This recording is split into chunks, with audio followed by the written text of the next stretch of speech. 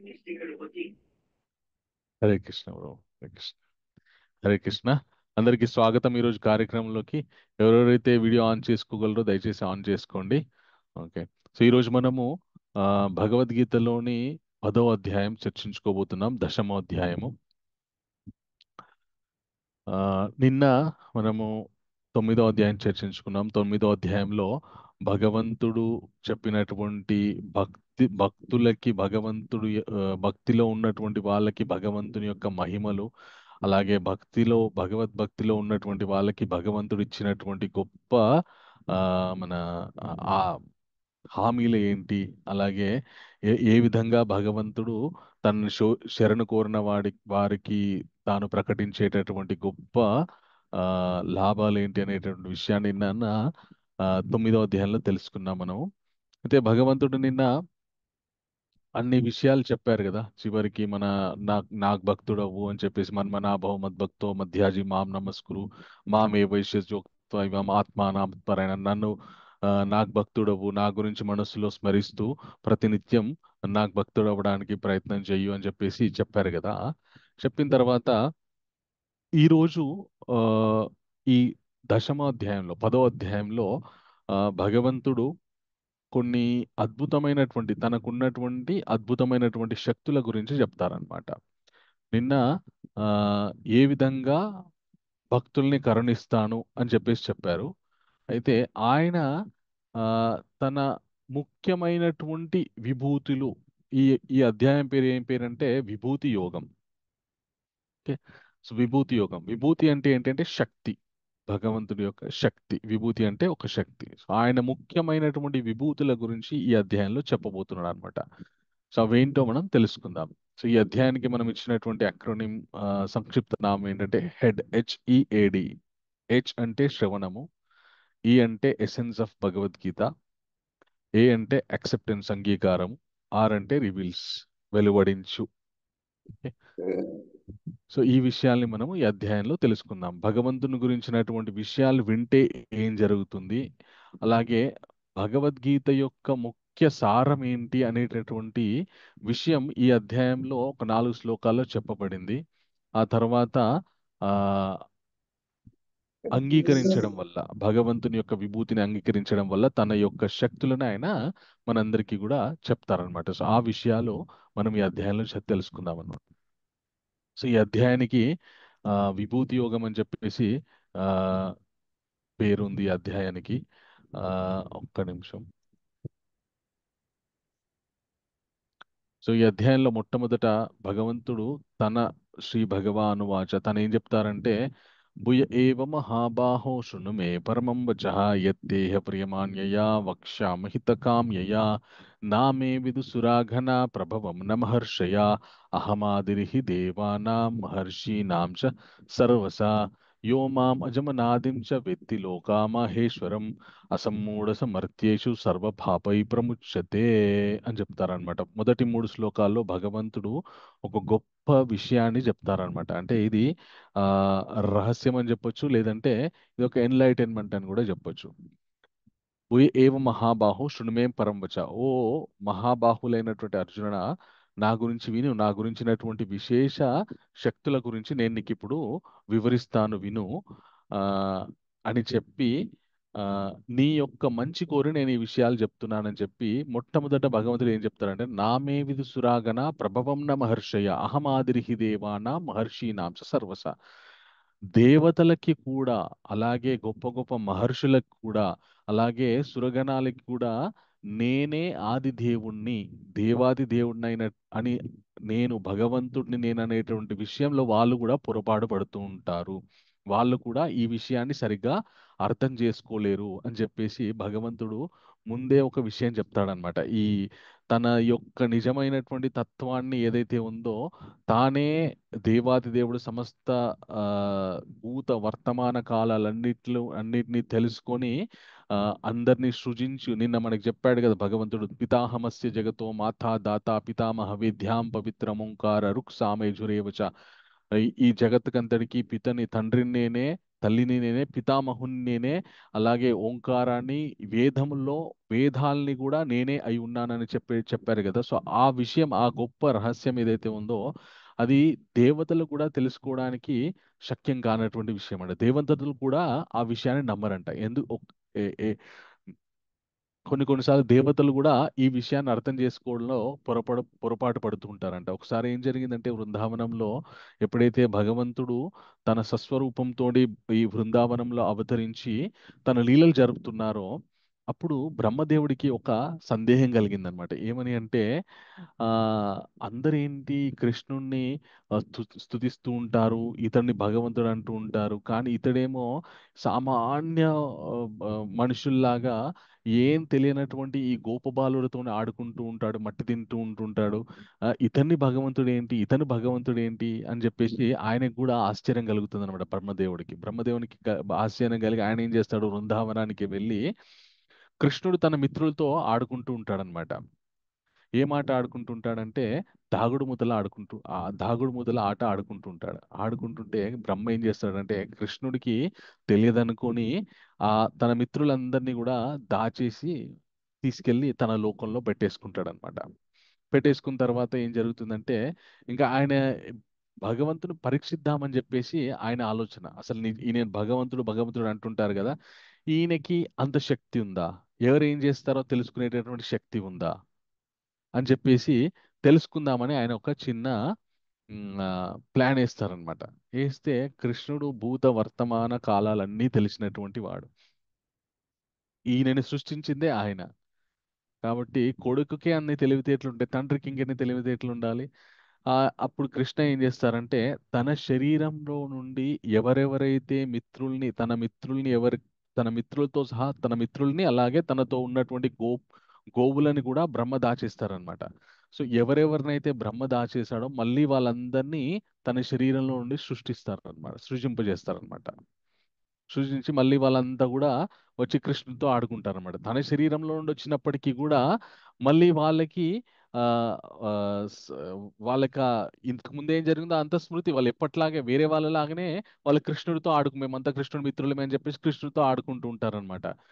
ఈ పిల్లలు సాయంకాలం ఆడుకున్న తర్వాత మళ్ళీ ఇంటికి వెళ్తారు, ఎవరింటికి వాళ్ళు వెళ్ళిపోతారు. ఇంటికి వెళ్ళిపోయిన తర్వాత ఈ వేరే వేరే గోపబాలురు అందరూ కూడా కృష్ణుడే వేరే వేరే స్వరూపాలు అయిపోయి ఆ గోపబాలురు లాగా ఉన్నారు. వాళ్ళు వాళ్ళ ఇళ్ళల్లోకి వెళ్ళిపోయారు. వాళ్ళ తల్లిదండ్రులతో ఆ, జ- ఉన్- జీవిస్తున్నారు. అలాగే ఆవులు కూడా మళ్ళీ వెళ్ళి ఆ, ఆవుల మందలో కలిసిపోయి ఎప్పట్లాగే ఉంటున్నాయి అన్నమాట. ఇది ఎలా యథావిధిగా ఎప్పుడు ప్రతిరోజు కృష్ణుడు గోవులను తీసుకెళ్ళి ఆ బృందావనంలో తిప్పడము, మళ్ళీ మిత్రులతో ఆడుకోవడము, ఇది యథావిధిగా జరుగుతూనే ఉంది. అయితే అవును ప్రభు. సంవత్సరం కాలం పాటు.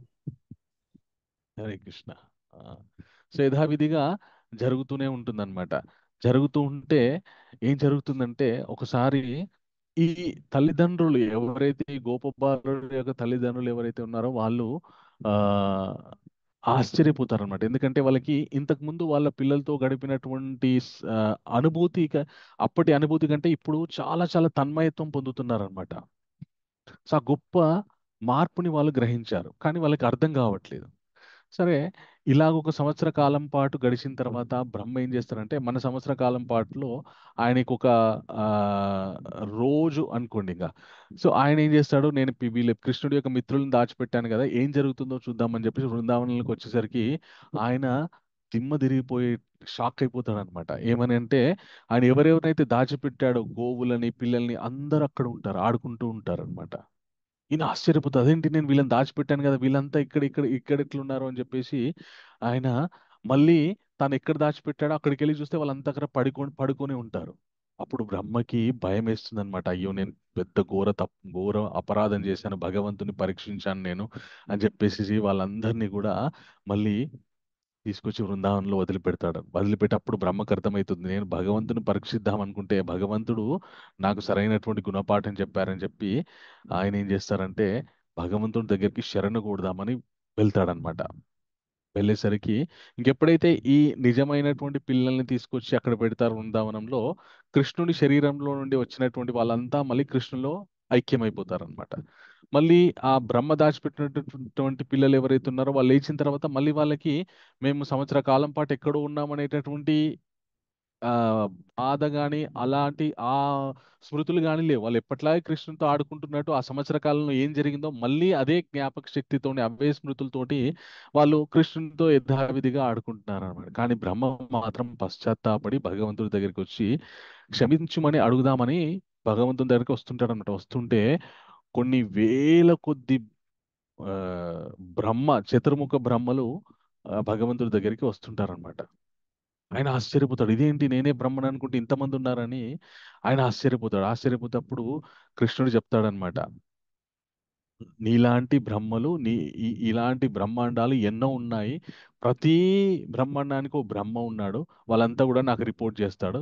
ఆ అలా రిపోర్ట్ చేసే వాళ్ళందరిలో నువ్వు ఒక్కడివి అని చెప్పి బ్రహ్మకి చెప్పగానే ఆయన ఆశ్చర్యపోయి భగవంతుడు పాదాల మీద పడి, క్షమించండి స్వామి, మీ యొక్క గొప్పతనాన్ని, మీ యొక్క లీలల్ని, మీ యొక్క పరతత్వాన్ని తెలుసుకోలేక నేను మూర్ఖుల్లా ప్రవర్తించానని చెప్పి భగవంతుడికి భగవంతుని క్షమార్పణ అడుగుతాడనమాట. అంటే బ్రహ్మ శరీరం మొత్తం కూడా ఆ తేజోవంతమైంది. అలాగే ఆ ఎంతో వేదాల్ని మనకు అందించినటువంటి సృష్టికర్త ఆయన. ఈ ఏ, మొట్టమొదట ఈ సృష్టిలో మొట్టమొదట సృష్టింపబడినటువంటి జీవుడు బ్రహ్మ. సో ఆయననే భగవంతుని గురించి తెలుసుకోవడానికి పొరపడితే మనలాంటి మనుషులకి అది ఇంకెంత అసాధ్యం అర్థం చేసుకోవడం. సో అది భగవంతుడు మొట్టమొదట తన గురించి, తన విభూతుల గురించి చెప్పే ముందు ఆ, ఒక చిన్న డిస్క్లైమర్ ఇస్తారనమాట. ఏమనంటే, నామే విదుసురాగన ప్రభవం న మహర్షయ, దేవతలు మహర్షులు కూడా నన్ను సరిగా అర్థం చేసుకోలేరు. అర్థం చేసుకోవడంలో వాళ్ళు పొరపాటు పడతారు. ఒకవేళ ఎవరైనా గనుక నన్ను అర్థం చేసుకోవడంలో సక్సెస్ అయ్యారనుకోండి, ఎవరైనా గనుక నన్ను అర్థం చేసుకున్నారనుకోండి, వాళ్ళ ఏం జరుగుతుందంటే, యోమాం అజమన ఆదించ వేత్తి లోకామహేశ్వరం అసమ్మూఢ సమర్థ్యేషు సర్వ పాపై ప్రముచ్యతే. ఒకవేళ ఎవరైనా గనక నేను అజం అనాదిం అంటే నాకు జన్మ లేదు, అలాగే నేను ఎప్పటి నుండో ఉన్నాను, ఈ సమస్త లోకాలకి నేనే ఈశ్వరుణ్ణి అని ఎవరైతే తెలుసుకుంటారో వాళ్ళు సమస్త పాపాల నుండి విడువడి ఆ, పుణ్య స్థితికి వెళ్తున్నారు. వాళ్ళు ఉత్తమ లోకాలకు వెళ్తున్నారని చెప్పి భగవంతుడు చెప్తాడన్నమాట. చెప్పిన తర్వాత కొన్ని అద్భుతమైనటువంటి విషయాలు చెప్తారు మనకి. ఆ, ఈ ప్రపంచంలో ఉన్నప్పుడు మనము వేటి గురించి అయితే వెంపర్లాడుతూ ఉంటామో, వేటి గురించి అయితే ఇవి నా దగ్గర ఉంటే బాగుండు, నా దగ్గర ఉంటే బాగుండు, నాకుంటే బాగుండని మనం వెంపర్లాడుతూ ఉంటామో, వాటి గురించి భగవంతుడు చెప్తాడనమాట. ఏమనంటే, బుద్ధిర్జ్ఞానమ సమ్మోహ శమా సత్యం ధమా శమా సుఖం దుఃఖం భవ భావో భయం చ అభయమేవ చ అహింసా సమతా తుష్టి తపో దానం యశో అయశ భవంతి భవభూతానాం మత్త ఏవా పృథగ్విద.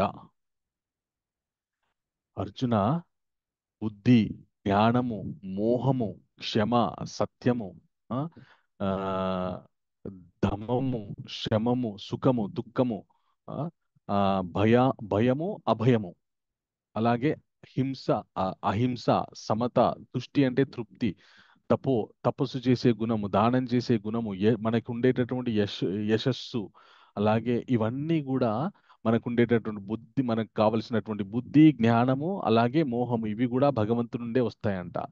అలాగే మనకున్నటువంటి క్షమాగుణము, అలాగే మనం మాట్లాడేటటువంటి సత్యవాక్కులు, మన సత్యం పలకాలనేటటువంటి ధృతి, ఆ, సత్యం పలకాలనేటటువంటి ఆ గొప్ప బుద్ధి ఏదైతే ఉందో అది కూడా భగవంతుని దగ్గర నుండే వస్తుందంట.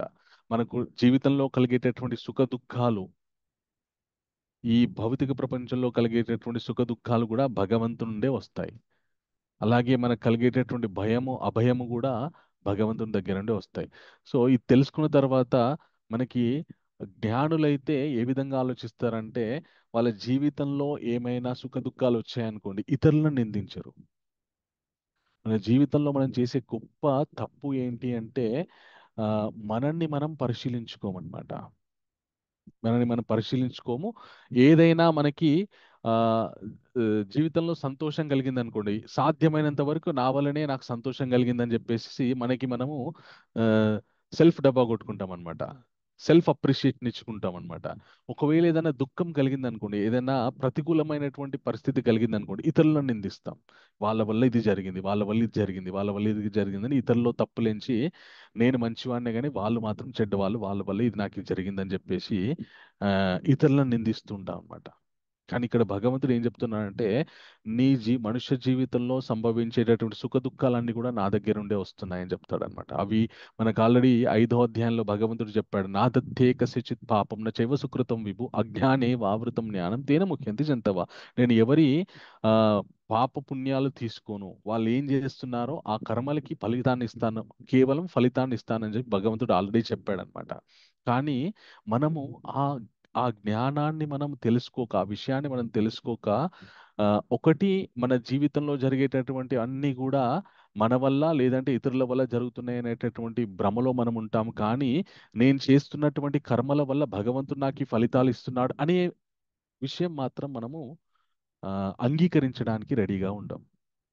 దానివల్ల చాలా ఆ, దుఃఖానికి లోనవుతుంటాము. ఒక్కోసారి డిప్రెషన్కి లోనవుతుంటాము. ఒక్కోసారి ఇతరుల మీద ద్వేషాన్ని, పగని పెంచుకోవడానికి కూడా మనం వెనకాడం అనమాట. సో ఇప్పటి నుండి ఎవరైతే భగవద్గీత వింటున్నారో వాళ్ళు అర్థం చేసుకోవాల్సినటువంటి ప్రాథమికమైనటువంటి విషయం ఏంటంటే, మన జీవితంలో సంభవించే సుఖం కావచ్చు, దుఃఖం కావచ్చు, గౌరవం కావచ్చు, అగౌరవం కావచ్చు, అది భగవంతు నుండే వస్తున్నాయి. మనం చేసినటువంటి పనికి భగవంతుడు ఇచ్చేటటువంటి ఆ, ఒక్కోసారి రివార్డు, ఒక్కోసారి పనిష్మెంట్ అనుకోవచ్చు. ఓకే. సో అందుకే అర్జున, ఎవరైతే అహం సర్వస్య ప్రభువం ఇక్కడ నుండి భగవద్గీత ఈ 10వ అధ్యాయంలో ఆ, ఉండేటటువంటి ఈ 10వ అధ్యాయం 8వ శ్లోకం నుండి ఆ, ఏదైతే ఉందో దాన్ని ఆచార్యులు ఏమని కీర్తిస్తారంటే, ఆ, మన చతుశ్లోకి భగవద్గీత అంటారనమాట. సో భగవద్గీతని ఒకవేళ సారవంతంగా మీరు 4 ముక్కల్లో చెప్పాలి అని అడిగారనుకోండి, ఈ 4 శ్లోకాలు చెప్పొచ్చు అనమాట. అవి ఏంటి అంటే, నాతో పాటు అందరూ చెప్పండి: అహం సర్వస్య ప్రభువో అహం అహం సర్వస్య సర్వస్య ప్రభువు ప్రభువు మత్తః ప్రభువు సర్వం ప్రవర్తతే మత్త మత్త సర్వం ప్రవర్తతే ప్రవర్తతే ఇతి మత్వా భజంతే మాం ఇతి ఇతి మత్వా మత్వా భజంతే భజంతే మాం మాం భజంతే బుధా మాం భావా సమన్వితాః. బుధా భావ సమన్వితాః. సమన్వితః. ఆ, సో కృష్ణ ఏమంటున్నానంటే, నేను సర్వములైన ఆధ్యాత్మిక భౌతిక జగములకు కారణభూతుడను, సర్వము నా నుండియే ఉద్భవించుచున్నది. ఈ విషయమును సంపూర్ణముగా నెరిగిన బుద్ధజనులు నా భక్తి యందు నిమగ్నులై నన్ను హృదయపూర్వకంగా అర్చింతురు. ఓకే. సో సమస్త జగత్తు మొత్తం నా నుండే ఉద్భవిస్తుంది, నేనే ఈ జగత్తు ఆ, వ్యక్తంలోకి రావడానికి కారణము అనేటటువంటి విషయము కేవలము ఆ, ఎవరికైతే ఆ, భగవద్భక్తి, అలాగే ఎవరికైతే ఆ, జ్ఞానం ఉందో వాళ్ళు మాత్రమే ఈ విషయాన్ని అర్థం చేసుకొని హృదయపూర్వకంగా భగవంతుని అర్చిస్తారంట. సో మనం భగవద్గీతలో నుండి తెలుసుకోవాల్సినటువంటి మొట్టమొదటి సారవంతమైనటువంటి విషయం ఏంటంటే, భగవంతు నుండే సమస్త సృష్టి ఉద్భవిస్తున్నది. ఆయన ఎన్నో స్వరూపాలుగా సృష్టిని నడిపిస్తూ, ప్రళయం చే లయం చేస్తూ ఆ, మనని అనుగ్రహిస్తున్నారు. కానీ తత్వతః ఆయన ఒక్కరు, ఆయన నుండే సమస్తం కూడా వస్తున్నది అనేటటువంటి విషయాన్ని మనము అర్థం చేసుకోవాలి. ఆ అర్థం చేసుకొని భగవంతుని మీద విశ్వాసంతో ఉండాలి. భగవంతుడు నాకు ఆప్తమిత్రుడు. ఇప్పుడు అర్జునుడికి ఆ విశ్వాసం ఉంది కాబట్టే ఆ, కృష్ణుడు ఆయనకి సారథ్యం వహిస్తున్నారు. ఎవరికైతే ఈ విషయం మీద భగవంతుడు ఆ, కృష్ణుడు నుండి ఆ భగవంతుడి నుండి సమస్తం ఆ, సృష్టి అంతా జరుగుతుంది, ఉద్భవిస్తుంది అనే నమ్మకంతో ప్రయాణంలో ఉంటారో, ఉందంటే ఆ, అన్ని వేళలా ఆమె ప్రయాణంలో భగవంతుడు ఉంది, హైదరాబాద్కి వస్తుంది. అన్ని వేళలా వాళ్ళు ని ఏ, కి చాలా దగ్గరగా ఉంటారు. ఎలాగైతే అర్జునుడు ఆ, మనం ఇంతకుముందు కూడా ఈ విషయం గురించి చెప్పాం. ఎప్పుడైతే ఇంకా మన కురుక్షేత్ర యుద్ధం మొదలైనప్పుడు ఆ, స్- భగవంతుని యొక్క ఆ, సహకారం గురించి దుర్యోధనుడు అర్జునుడు వెళ్ళినప్పుడు నిస్సంకోచంగా అర్జునుడు, స్వామి మీరే నా వెంబడి ఉండండి, మీరు ఉండండి, మీరు అసలు యుద్ధం చేయకపోయినా మీ సైన్యాన్ని నాకు ఇవ్వకపోయినా పర్వాలేదు, కానీ మీరు నా పక్కన ఉండండి అని మనస్ఫూర్తిగా కోరుకోవడం వల్ల ఆయనకి ఆయన మొట్టమొదటి విజయం అదే. భగవంతుడు నా పక్కన ఉంటే చాలు, ఇంకా నాకు విజయం వరించినట్టే అని చెప్పేసి ఆ, అర్జున్ నమ్మాడనమాట. అలాగా అంత నమ్మకంతో ఉండాలి. ఆ విశ్వాస నమ్మకంతో ఆ, ఉంటే భగవంతుని యొక్క కృప ఎల్లవేళలా దొరుకుతుంది. తర్వాత భగవంతుని యొక్క విశ్వం యొక్క అందమైన రూపకల్పన కృష్ణుని ఉనికిపై మన విశ్వాసాన్ని నెలకొల్పడానికి సరిపోతుంది. ఒకసారి ఏం జరిగిందంట, ఆ, మా పరమ గురువులైనటువంటి శిల ప్రభుపాదుల వారు ఆ, ఓ విదేశాలకు వెళ్తున్నారు. వెళ్తుంటే తనతో పాటు కొందరు మంది భక్తులు ఉన్నారనమాట. అయితే ఆ భక్తుల్లో ఒక భక్తుడు, ఒక ఫారెన్ భక్తుడు, ఆ ఎయిర్ హోస్టెస్ చాలా అందంగా తయారై ఉంటారు కదా, వాళ్ళు రాగానే స్వాగతం, ఏరోప్లేన్లోకి ఎక్కగానే స్వాగతం అని చెప్పి నమస్కరించి, బాగున్నారా రండి కూర్చోండి అని చెప్పేసి ఆ చాలా గొప్ప మర్యాదలు చేస్తుంటారు కదా. సో ఒక భక్తుడు వాళ్ళు చేసినటువంటి మర్యాదలకు ముగ్ధుడైపోయి వాళ్ళనే అందులో ఒక చాలా అందమైనటువంటి స్త్రీని చూస్తూ అటే చూస్తున్నాడు అనమాట. ఈయన అటే ఆవిడని చూస్తున్నాడు. ఈయనే ఆవిడ్ని చూస్తున్న విషయాన్ని మన శ్రీల ప్రభుపాదుల వారు ఇతన్ని చూస్తున్నారు అనమాట. ఈయన ఆ విషయాన్ని గ్రహించక ఆవిడ వైపు దృష్టి కేంద్రీకరించి ఆవిడనే చూస్తున్నాడు అనమాట. చూస్తుంటే శ్రీల ప్రభుపాదుల వారు ఈయనని చూస్తున్నారు. కొద్దిసేపటికి తేరుకున్నాడా, ప్రభుపాదుల వారు నన్ను చూస్తున్నారు అని చెప్పేసి, మా గురుగారు నన్ను చూస్తున్నారు అని చెప్పేసి. చూసి ఆయన ఏమన్నారంటే, అమ్మాయి బాగుందా అంటే, చాలా అందంగా ఉంది ప్రభుపాద అంటే. అంటే ఆవిడనే అందంగా ఉంటే, ఈ సృష్టిలో ఒకానొక భాగమైనటువంటి ఆవిడే అందంగా ఉంటే ఆవిడ్ని సృష్టించిన వాడు ఇంకెంత అందంగా ఉంటాడు అని చెప్పేసి ఆయన శిష్యుడికి చెప్తారనమాట. ఈ సృష్టిలో ఏ అందమైనటువంటి విషయం కనిపించినా కూడా మనకి ఏమని గుర్తుకు రావాలంటే, ఈ నా కంటికి కనిపిస్తున్నటువంటి ఈ సృష్టి ఇంత అందంగా ఉంటే దీన్ని సృష్టించినటువంటి ఆ భగవంతుడు ఇంకెంత అందంగా ఉండాలి అని చెప్పేసి. ఒకసారి ఏం జరుగుతుందంటే, ఆ శ్రీపాద రామానుజాచార్యుల వారి సమయంలో ఆ ఒక ఒకతను ఉంటాడనమాట. ఆయన తన భార్యకి చాలా చాలా భార్య అంటే చాలా ఇష్టం. చాలా అందంగా ఉంటుంది వాళ్ళ భార్య.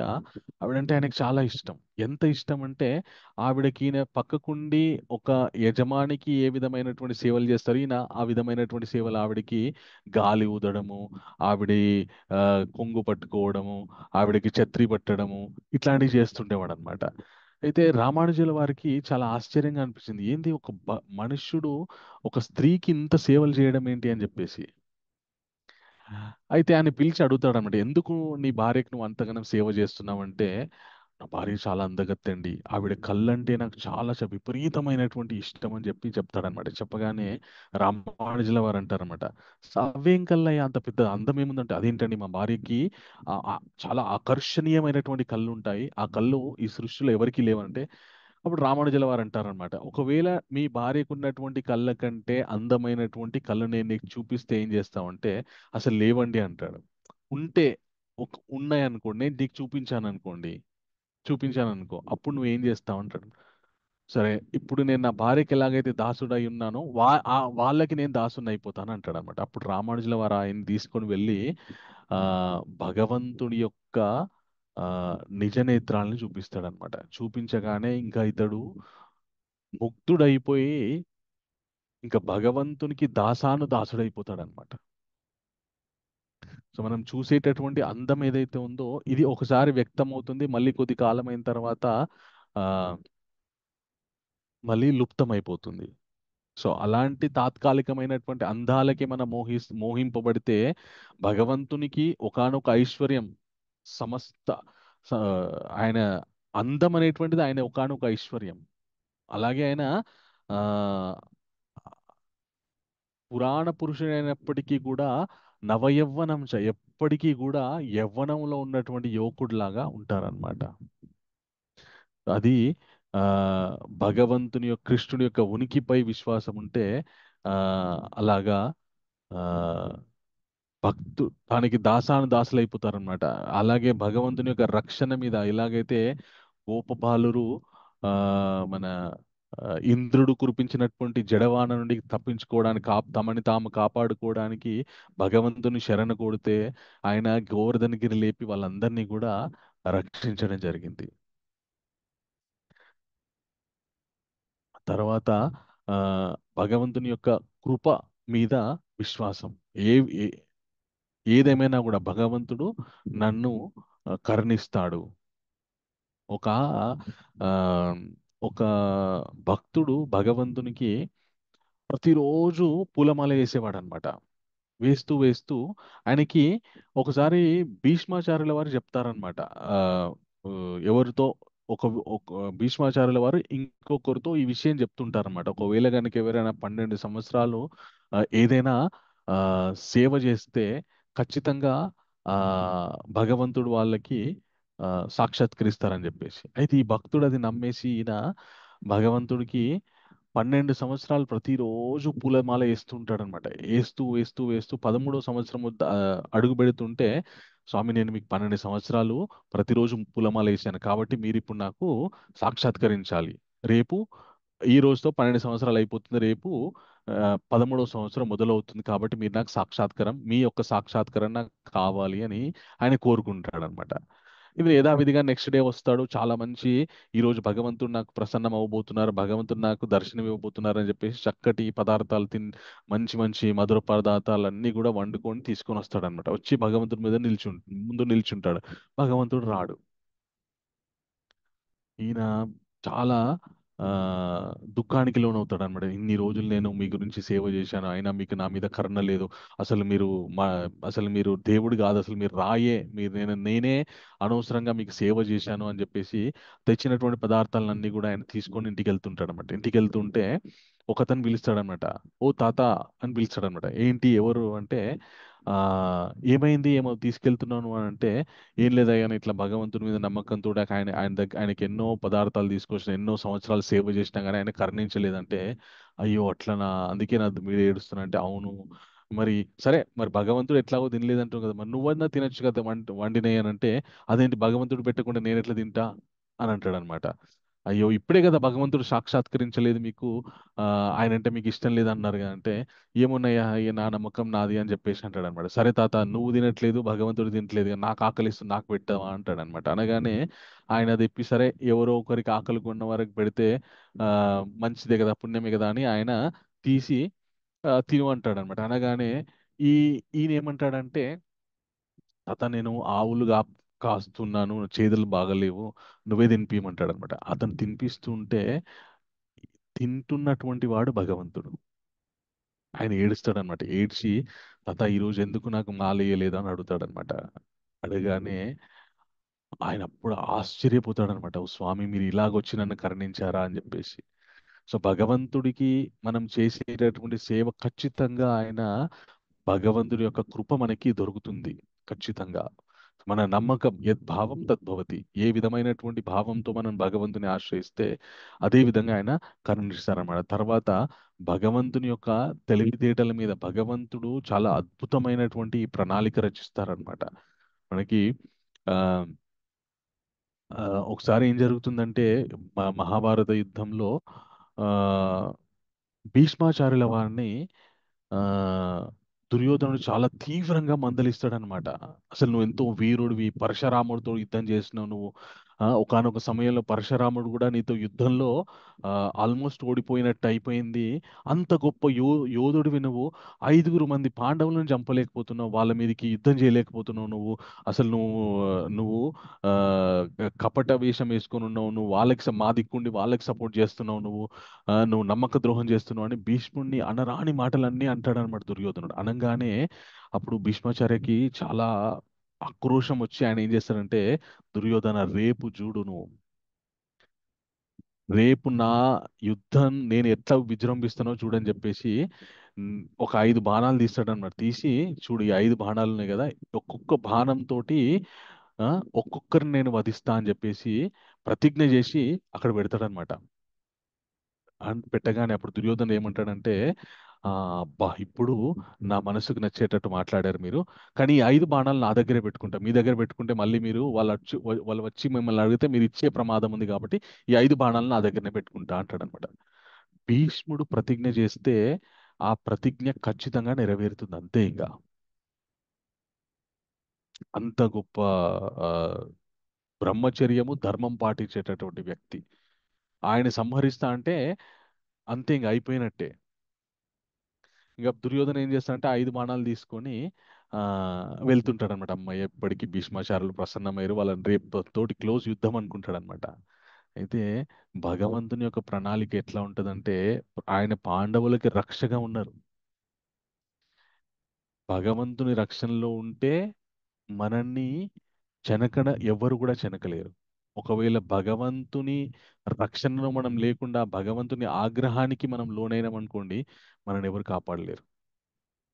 అప్పుడు కృష్ణుడు ఏం చేస్తాడంటే అర్జునుడికి అప్పుడు కృష్ణుడు ద్రౌపదేవిని భీష్మాచార్యుల వారి దగ్గరికి పంపిస్తాడు అనమాట. పంపించగానే ఆవిడ వెళ్ళి భీష్మాచార్యుల వారి పాదాల మీద పడుతుంది అనమాట. ఆయన చూసుకోడు ద్రౌపది దేవి అనుకోండి, ద్రౌపది దేవి అని చూసుకోకుండా దీర్ఘాయుష్మాను భవ అని, అలాగే అన్యోన్య దాంపత్యమస్తు అని చెప్పేసి ఆవిడ్ని దీర్ఘ సుమంగళి భవ అని ఆశీర్వదిస్తాడనమాట. ఆస్వాదించి లేచి చూడగానే ద్రౌపది ఉంటుంది. ఇప్పుడే వాళ్ళని చంపుదామని ప్రతిజ్ఞ చేశాడు, ఈవిడ్ని సుమంగళి భవ అని చెప్పేసి ఆశీర్వదిస్తాడనమాట. ఆశీర్వదించగానే ఆవిడ ఆ ప్రణామం చేసి వెళ్ళిపోతుంది. వెళ్ళిపోయిన తర్వాత కృష్ణుడు ఏం చేస్తాడంటే అర్జునుడికి చెప్తాడనమాట, నువ్వు దుర్యోధను దగ్గరికి వెళ్ళు, దుర్యోధనుడు నీకు ఒక వరం ఇచ్చాడు, ఆ వరాన్ని ఇప్పుడు కోరుకో. ఆ వరంగా ఏం కావాలని కోరుకుంటావు అంటే, ఆయన దగ్గర ఉన్నటువంటి 5 బాణాలు ఇచ్చేవని కోరుకుంటాడు అనమాట. ఒకసారి దుర్యోధనుడు ఆ ఈ పాండవులు వనవాసం చేసేటప్పుడు ఆ వీళ్ళని ఎక్రియడానికి, లేదంటే వీళ్ళ ముందు తన యొక్క సంపదని, తన యొక్క హంగు ఆర్భాటాన్ని ప్రదర్శించి వాళ్ళని అవమానించడానికి పాండవులు ఏ వనంలో అయితే ఉన్నారో అక్కడికి కొద్ది దూరంలో వీళ్ళు పెద్ద పెద్ద మంది మార్బలంతో వెళ్ళి గుడారాలన్నీ వేసుకొని ఉంటారనమాట.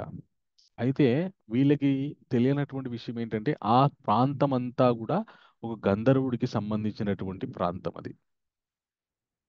ఆ గంధర్వుడు వస్తాడు, వచ్చి వీళ్ళని ఇది నా స్థలం, ఇక్కడ నుండి మీరు వెంటనే వెళ్ళిపోవాలి అంటాడనమాట. వాళ్ళు మొత్తం సామ్రాజ్యం మాది, నువ్వెవరు మాకు చెప్పడానికి అంటాడనమాట. అనగానే ఆ గంధర్వుడికి చాలా కోపం వస్తుంది. వాళ్ళకి ముందే గంధర్వులకి ఎక్కువ బలం ఉంటుంది మనుషుల కంటే. ఇంకా ఎట్లా యుద్ధం చేస్తారంటే గంధర్వుడు, దుర్యోధనుడు తప్ప ఎవ్వరు అక్కడ ఉండరు, అందరు పారిపోతారు కర్ణుడితో సహా. కర్ణుడు దుర్యోధన బ్రతికుంటే మళ్ళీ కలుద్దామని చెప్పి వెనుక వెనకకు తిరగకుండా పారిపోతాడు. పారిపోతే అప్పుడు ఆ ఇంకా దుర్యోధన్ని బంధించి ఆ గంధర్వుడు తీసుకెళ్తుంటాడు అనమాట. ఈ విషయాన్ని యుధిష్ఠిర మహారాజు చెప్తే యుధిష్ఠిర మహారాజు అర్జునుని పంపిస్తాడు కాపాడడానికి. అర్జునుడు వెళ్ళి కాపాడతాడు. కాపాడినందుకు కృతజ్ఞతాపూర్వకంగా దుర్యోధనుడు నీకు ఒక వరం ఇస్తున్నా, ఏం కావాలో కోరుకుంటాడు అనమాట. ఆయన నా రాజ్యాన్ని మొత్తం నాకు ఇచ్చేయంటే అప్పుడే అయిపోయేది, కానీ ఆయన ధర్మాత్ముడు కాబట్టి ఆ మన 13 సంవత్సరాల్లో అరణ్యవాసం చేస్తా అని మాట ఇచ్చారు కాబట్టి ఆ మాట మీద నిలబడి రాజ్యం కావాలని కోరుకోలేదని, అవసరం వచ్చినప్పుడు అడుగుతా అంటాడు అనమాట. ఆ విషయాన్ని కృష్ణుడు అర్జునుడికి గుర్తు చేస్తాడు. అప్పుడు నీకు ఆయన వరం ఇచ్చాడు కదా, వెళ్ళి ఆ వరం ఇప్పుడు అడుగు, ఆ ఆ వరం ఇప్పుడు అడుగు. ఆయన ఏం వరం కావాలి, ఏం కావాలని అడుగుతాడు, ఆ 5 బాణాలు తీసుకొచ్చేసి అంటాడు అనమాట. అర్జునుడు వెళ్ళి దుర్యోధన నువ్వు నాకు వరం ఇచ్చావు గుర్తుందంటే, ఆ గుర్తుంది, ఏం కావాలి నీకు అంటే ఈ 5 బాణాలు ఇచ్చి అంటాడు అనమాట. ఏ బాణాలు అయితే భీష్మ పితామహ ప్రతిజ్ఞ చేసి ఈ 5 బాణాలతో 5 పాండవులు నేను సంహరిస్తా అని చెప్పేసి పెట్టాడో, ఇచ్చాడో, ఆ బాణాలు భీష్ముడి దగ్గరే ఉంటే అయిపోయేది. దుర్యోధనుడు అతి తెలివితోటి నా దగ్గర పెట్టుకుంటా, మళ్ళీ నీ దగ్గర ఉంటే నువ్వు వాళ్ళకి ఇచ్చేస్తావని చెప్పేసి తెచ్చుకున్నాడు. కానీ భగవంతుని యొక్క ప్రణాళికలో ఆయన ఫెయిల్ అయిపోయాడు. ఇంకా అర్జునుడికి తప్పక మాట ఇచ్చాడు కాబట్టి ఇవ్వక తప్పలేదు. అలాగ వాళ్ళ ప్రాణం నిలబడింది. అలాగ భగవంతుడి యొక్క ప్రణాళిక మీద మనకి ఆ నమ్మకం ఉంటే ప్రతికూల పరిస్థితుల్లో కూడా మనం భగవంతుని మీద నమ్మకాన్ని వదులుకోం.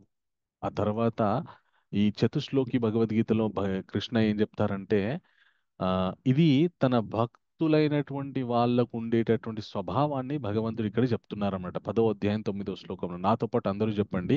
మచ్చిత్తా మద్గతా ప్రాణ మచ్చిత్తా మచ్చిత్తా మద్గతా మద్గతా ప్రాణ ప్రాణ బోధయంతః పరస్పరం బోధయంతః పరస్పరం పరస్పరం కథయాంతశ్చ మాం నిత్యం కథయంతః మాం నిత్యం నిత్యం తుష్యంతి చ రమంతి చ.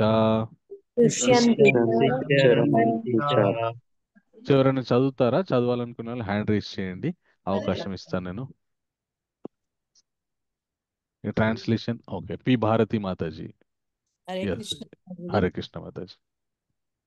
నా శుద్ధ భక్తుల ఆలోచనలు నా యందే నిమగ్నమై వారి జీవితములు సంపూర్ణంగా నా సేవ కొరకే అర్పణమై ఉండును. నా గూర్చి ఒకరినొకరు బోధించుకొనుచు మరియు చర్చించుతూ వారు గొప్ప సంతృప్తిని ఆనందంను అనుభవించురు. హరే కృష్ణ. హరే కృష్ణ.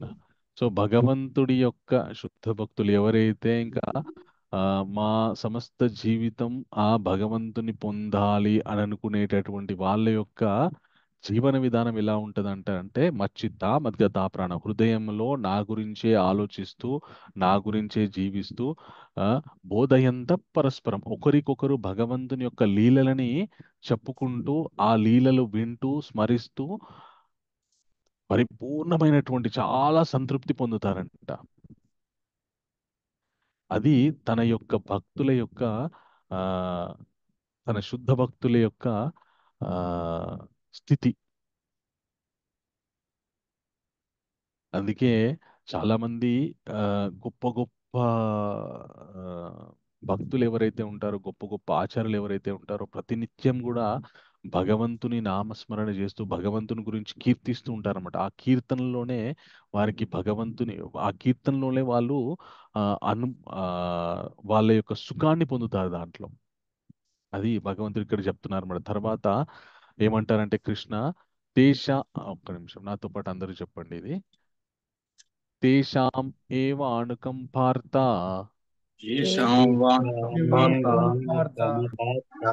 అహం అజ్ఞానజం తమః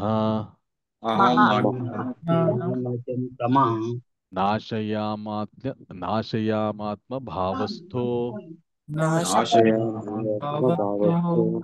జ్ఞానదీపేన భాస్వత.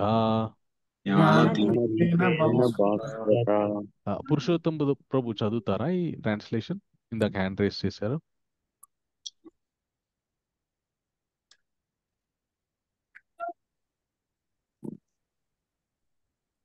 హరే కృష్ణ. పురుషోత్తం ప్రభు.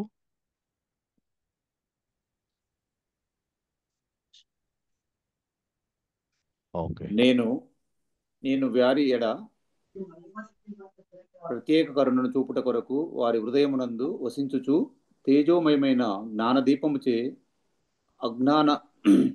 అజ్ఞాన జనితమగు అంధకారమును నశింపజేయుదును. Thank you very much. ఎవరైతే ఆ విధమైనటువంటి నమ్మకంతో భగవంతుని మీద ఆ విధమైనటువంటి నమ్మకంతో పరస్పరం భగవంతుని గురించి చెప్పుకుంటూ తృప్తి చెందుతూ ఉంటారో వాళ్ళకి భగవంతుడు వాళ్ళ మనస్సులో ఉన్నటువంటి అజ్ఞానాన్నంతా తొలగింపజేసి జ్ఞానాన్ని ప్రసాదిస్తారనమాట. ఇంకా ప్రత్యేకమైనటువంటి వాళ్ళు ప్రత్యేకమైనటువంటి సాధనం చేయాల్సినటువంటి అవసరం లేదు. మనకి జ్ఞానం పొందాలంటే భగవంతుడు 4వ అధ్యాయంలో ఏ విధమైనటువంటి మన సాధనలు చేయాలి అని చెప్పి, అలాగే మనకి 9వ అధ్యాయంలో కూడా చెప్పారు. కానీ ఇక్కడ ఏం చెప్తున్నారంటే కేవలం భగవంతుని యొక్క లీలలు వినడం మాత్రం చేత ఆ లీలల్ని పరస్పరం స్మరించుకోవడం చేత తాను భగవంతుడే వాళ్ళకి జ్ఞానాన్ని ప్రసాదించేటటువంటి పని ఆయనే తీసుకుంటారంట. ఆ యొక్క బాధ్యతని ఆయనే తీసుకుంటారన్నమాట. తర్వాత తేషాం, నాతో పాటు అందరు చెప్పండి, తేషాం సతత యుక్తానాం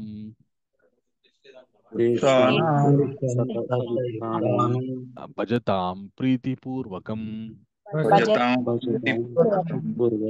దదామి బుద్ధి యోగం తాం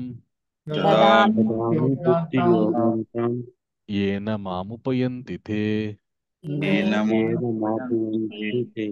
సో అలాంటి వారి మీద వాత్సల్యంతో వారి హృదయంలోనే ఉండే నేను అజ్ఞానం చే ఏర్పడిన చీకటిని ప్రకాశవంతమైన జ్ఞాన దీపముచే నాశనం చేస్తాను. సో ఇంకా ఎప్పుడైతే భగవంతుని గురించినటువంటి గుణగణాలు వింటూ భగవంతుని గురించినటువంటి విషయాలని స్మరిస్తూ వింటూ ఉంటామో, శ్రవణం చేయడం వల్ల ఆ మ్, మన లోపల ఆ మన లోపల ఆ జ్ఞానం అనేటటువంటి ఆ, గొప్ప దీపం భగవంతుడు వెలిగిస్తారంట.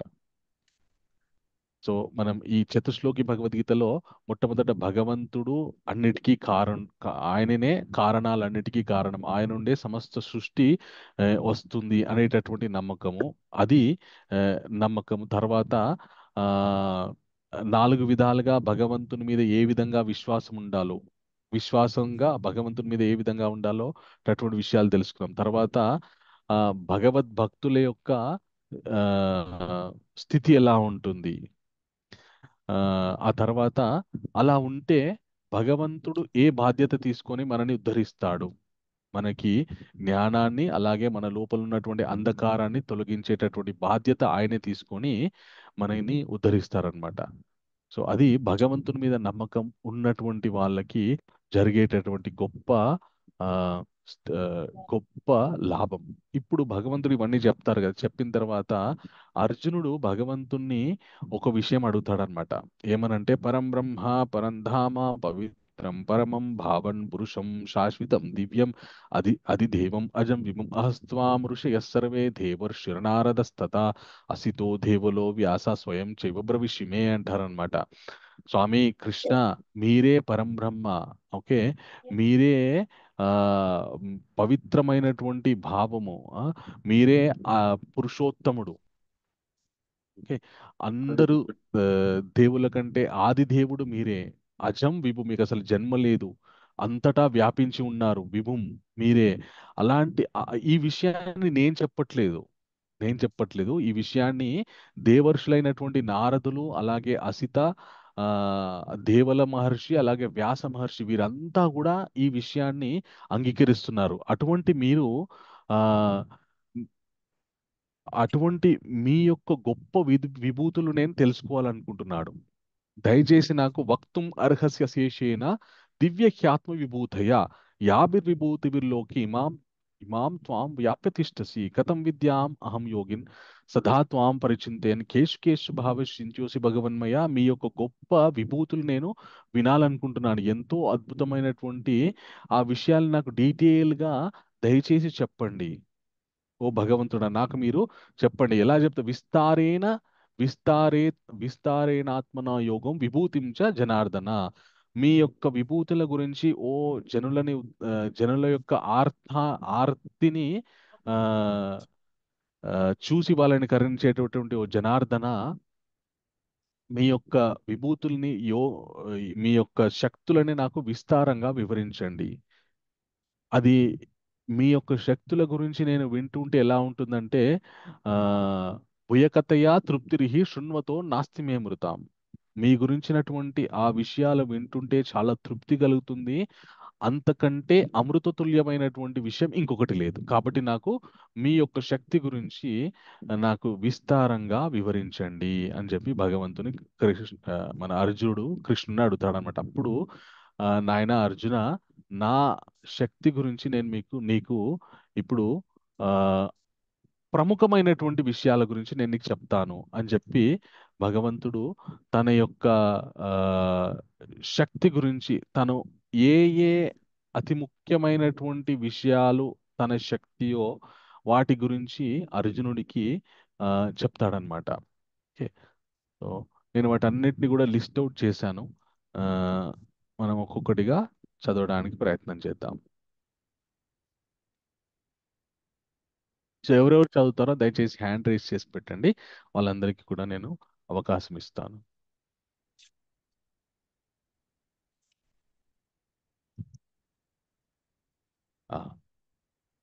ఓకే, సో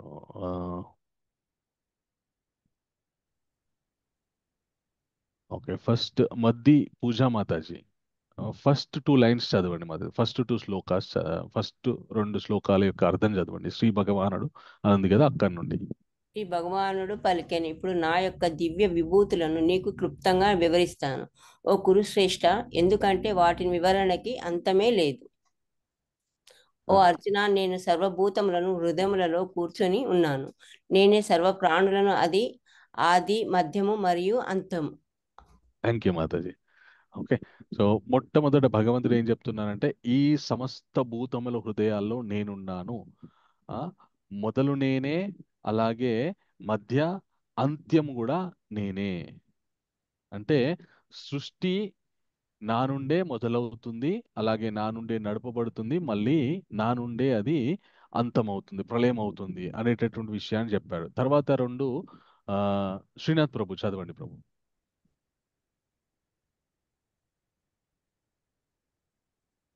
శ్రీనాథ్ ప్రభు ఈ తర్వాత 2 లైన్స్ చదువుతారా? అన్మ్యూట్ చేసుకోండి. సారీ, చదువుతున్నా. ఆ, ఓ అర్జున, నేను సర్వభూతముల హృదయంలో తర్వాత కూర్చొని థర్డ్ ఉన్నాను. థర్డ్ 10.21 ఉంది కదా, అది 10.21 అండ్ 10.22. అదితి యొక్క 12 పుత్రుల్లో నేను విష్ణువుని, ప్రకాశవంతమైన వస్తువులలో నేను సూర్యుడిని, మరుత్తులలో మరీచుడిని, మరియు రాత్రిపూట ఆకాశ నక్షత్రాల్లో చంద్రుడను నేను. నేను వేదములలో సామవేదమును, దేవతలలో ఇంద్రుడను, ఇంద్రియములలో మనసుని, ప్రాణములో ప్రాణులలో చైతన్యమును. థ్యాంక్ యూ ప్రభు, thank you. Hare Krishna. So మొట్టమొదట మన అదితి కశ్యపులు ఎవరైతే ఉన్నారో ఆ, వాళ్ళకి జన్మించినటువంటి 12 మంది ఆదిత్యులలో విష్ణువు నేను. కృష్ణ ఏమంటున్నాడంటే విష్ణువుని నేనే, అలాగే ప్రకాశిస్తున్నటువంటి సూర్యుడిని చంద్రుడిని నేనే. మనకి ఏమని చెప్తారంటే, సూర్యచంద్రులు భగవంతుడి యొక్క 2 కళ్ళలాగా వర్ణిస్తారనమాట. మనకి చంద్రుడు, moon is also a star అని చెప్పి మనకి చెప్తుంటారు. బట్ అది ఎప్పుడో మనకి భగవంతుడు చెప్పాడనమాట, ఆ చంద్రుడు నక్షత్రాల్లో చంద్రుడిని నేనే అని చెప్పేసి. మళ్ళీ ఈ సూర్యచంద్రుడిలాగా ఆయన ఏం కర్తవ్యం చేస్తాడో మళ్ళీ మనకి 15వ అధ్యాయంలో చెప్తారనమాట. తర్వాత భగవంతుడికి చాలా చాలా ఇష్టమైనటువంటి సామవేదం, ఈ సామవేద పారాయణ వల్ల స్వామి చాలా సంతోషిస్తారనమాట. ఆ తర్వాత ఇంద్రుడు, అలాగే మన లోపల ఉన్నటువంటి ఇంద్రియాలు మనకి అసలు ఏమంటారంటే, మనకు ఉన్నటువంటి ఇంద్రియాలు ఉన్నాయి కదా, వీటన్నిటికీ కూడా ఆ, అధిపతి ఎవరు అంటే ఋషికేశుడు. ఋషికేశ సేవనం అంటారనమాట. ఋషికేన అంటే మన ఇంద్రియాలు, ఋషికేశ అంటే ఆ ఇంద్రియాలకి మాస్టర్. ఆ ఋషికేశుడు మన ఇంద్రియాలకి మాస్టర్ అన్నమాట. అలాగే మన మన లోపల ఉన్నటువంటి చైతన్యము ఆయనే. తర్వాత పురుషోత్తం ప్రభు 10.23 అండ్ 24 చదవండి.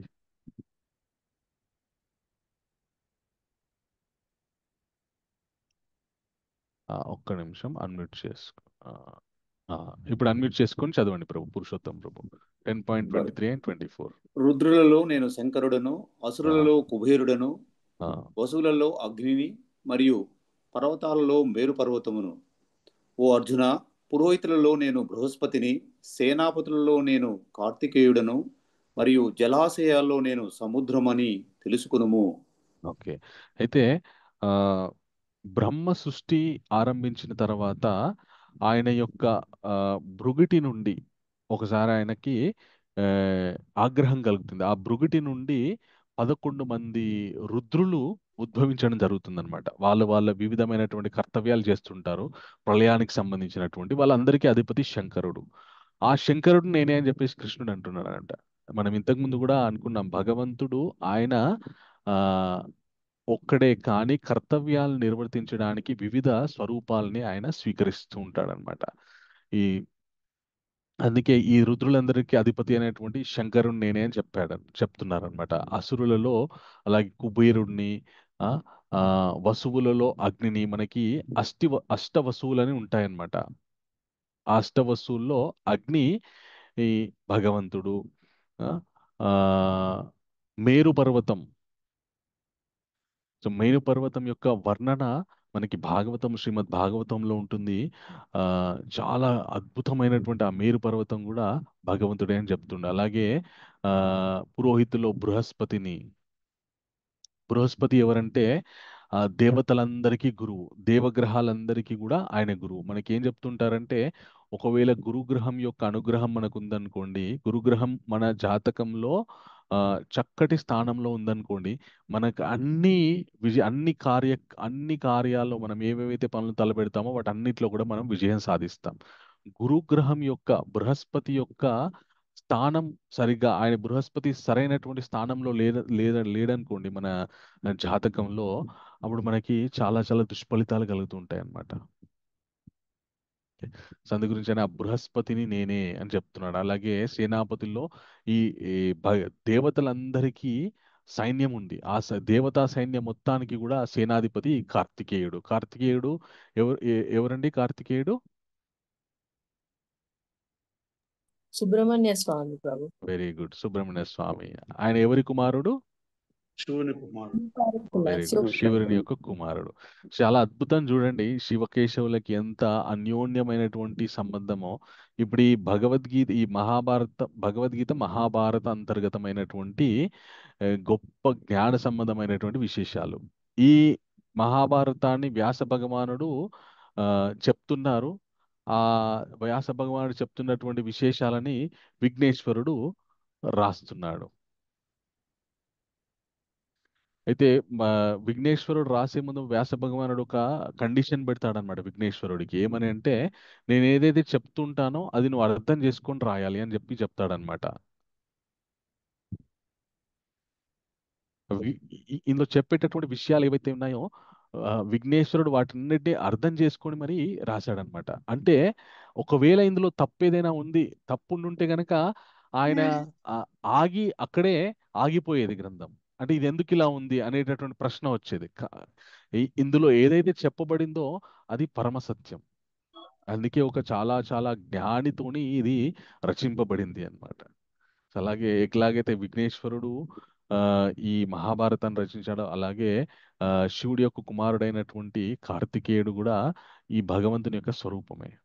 జలాశయాల్లో సముద్రుని. తర్వాత లాస్ట్ పి భారతి మాతాజీ 10.25 చదవండి మాతాజీ. హరే కృష్ణ ప్రభు. హరే కృష్ణ మాతాజీ.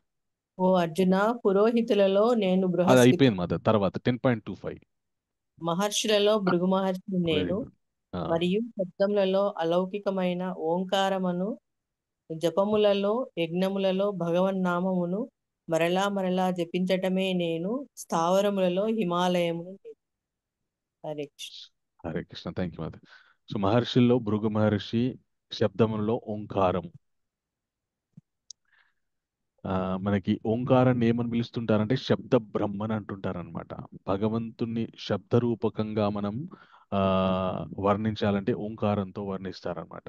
అలాంటి ఓంకారంని నేను అని చెప్తున్నాడు భగవంతుడు. అలాగే మనం ఎందుకు ఈ కలియుగంలో భగవంతుని యొక్క నామజపం చేస్తుంటామంటే, ఈ భగవద్గీతలో 10వ అధ్యాయంలో భగవంతుడు చాలా ఆయన యొక్క ముఖ్య విభూతులలో ఏదైతే జపము ఏదైతే ఉందో, తన నామాల్ని జపించటం ఏదైతే ఉందో, ఆ యజ్ఞము తానై ఉన్నాడు అని చెప్తున్నారంట. మనకి 4వ అధ్యాయంలో ఆ చాలా యజ్ఞాల గురించి చెబుతూ భగవంతుడు ఒక విషయం చెప్తారనమాట.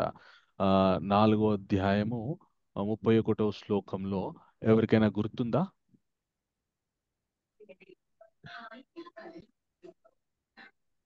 నాయం లోకోస్తి అయజ్ఞస్య కుతోన్య కురు సత్తమ అని చెప్తాడనమాట భగవంతుడు. ఓ అర్జున, ఈ సృష్టిలో ఏదో ఒక యజ్ఞం చేయకుండా ఎవరు కూడా సంతోషంగా ఉండలేరు. ఇంకా ఇక్కడే సంతోషంగా లేనప్పుడు ఇంకా తర్వాత లోకాల్లో ఎలా సంతోషంగా ఉంటారు? కాబట్టి ప్రతి మనుష్యుడు కూడా యజ్ఞం ఖచ్చితంగా చేయవలసిందే అని చెప్పి, సంతోషంగా ఉండడానికి, సంతోషంగా ఉండాలనుకునేవాడు, సంతోషంగా ఉండడానికి ప్రతి మనుష్యుడు, ప్రతి జీవుడు కూడా యజ్ఞం చేయవలసిందే అని కొన్ని యజ్ఞాల గురించి చెప్తారనమాట. అయితే ప్రతి మనుష్యుడికి యజ్ఞం చేయాలనేటటువంటి నియమం భగవంతుడు పెట్టాడు. తన సంతోషంగా ఉండాలంటే యజ్ఞం చేయవలసిందే అని నియమం పెట్టాడు భగవంతుడు. మరి అందరికీ సులభమయ్యేటటువంటి యజ్ఞం ఏది? అలాగే అన్ని యజ్ఞాల్లోకెల్లా ఉత్తమమైనటువంటి యజ్ఞం ఏది? ఇక్కడ భగవంతుడు చెప్తున్నాడు. యజ్ఞానాం జపయజ్ఞోస్మి. అన్ని యజ్ఞాల్లోకెల్లా చాలా సులభమైంది, ఉత్కృష్టమైంది, పవిత్రమైంది జపయజ్ఞము. మనం ప్రతిరోజు కూడా ఆ భగవంతుని యొక్క నామాన్ని స్మరించడం వల్ల ఆ జపయజ్ఞం చేస్తున్నాం. ఎవరైతే ఈ భగవన్నామం అనేటటువంటి జపం చేస్తుంటారో వాళ్ళందరూ కూడా సంతోషంగా ఉంటారనమాట. అంటే మరి వాళ్ళ జీవితాల్లో కష్టాలే రావా అంటే, ఎవరైతే భగవద్భక్తిలో ఉంటారో అనుకూల ప్రతికూల సన్నివేశాల్లో కూడా, అనుకూల ప్రతికూల పరిస్థితుల్లో కూడా భగవంతుని యొక్క కృప చూస్తారనమాట. కొన్నిసార్లు మనకి ప్రతికూలమైనటువంటి పరిస్థితులు రావచ్చు, కానీ ఆ ప్రతికూలమైనటువంటి పరిస్థితులు మనం చక్కదిద్దడానికే వచ్చాయి అనేటటువంటి భావనతోని తమని తాము పరిశీలన చేసుకొని మళ్ళీ అలాంటి ప్రతికూలమైనటువంటి పరిస్థితుల్లో పడకుండా ఉండే విధంగా చూసుకుంటారన్నమాట భగవంతుని యొక్క జ్ఞానము ఉన్నటువంటి వాళ్ళు. తర్వాత ఇంకా కొన్ని ముఖ్యమైనటువంటి భూతులు ఉన్నాయి భగవంతుడికి. నాగమణి మాతాజీ 10.26-27 చదవండి.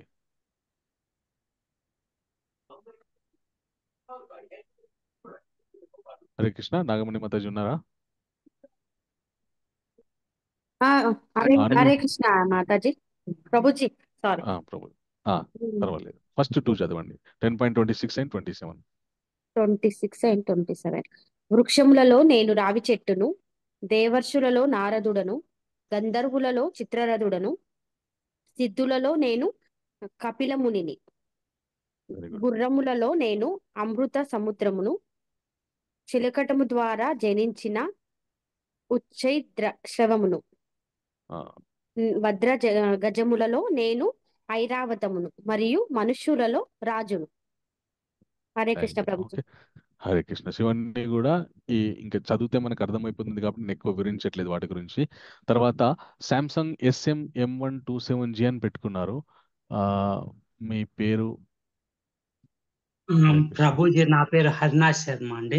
హరినాథ్ శర్మ గారు. ప్రభు 10.28 and 29 చదవండి ప్రభు.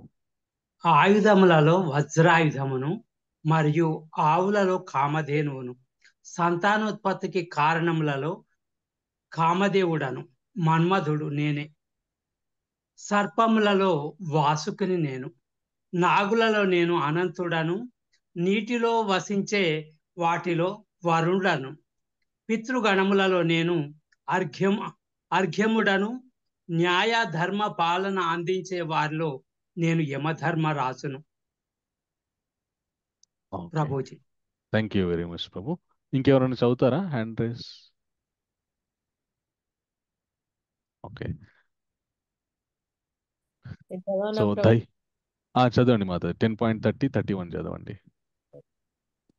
దైత్యులలో నాగులలో నేను అనంతుడు. అది అయిపోయింది. తర్వాత దైత్యులలో నేను ప్రహ్లాదుడను. దైత్యులలో నేను ప్రహ్లాదుడను, అన్నింటినీ నియంత్రించే వాటిలో నేను కాలమును.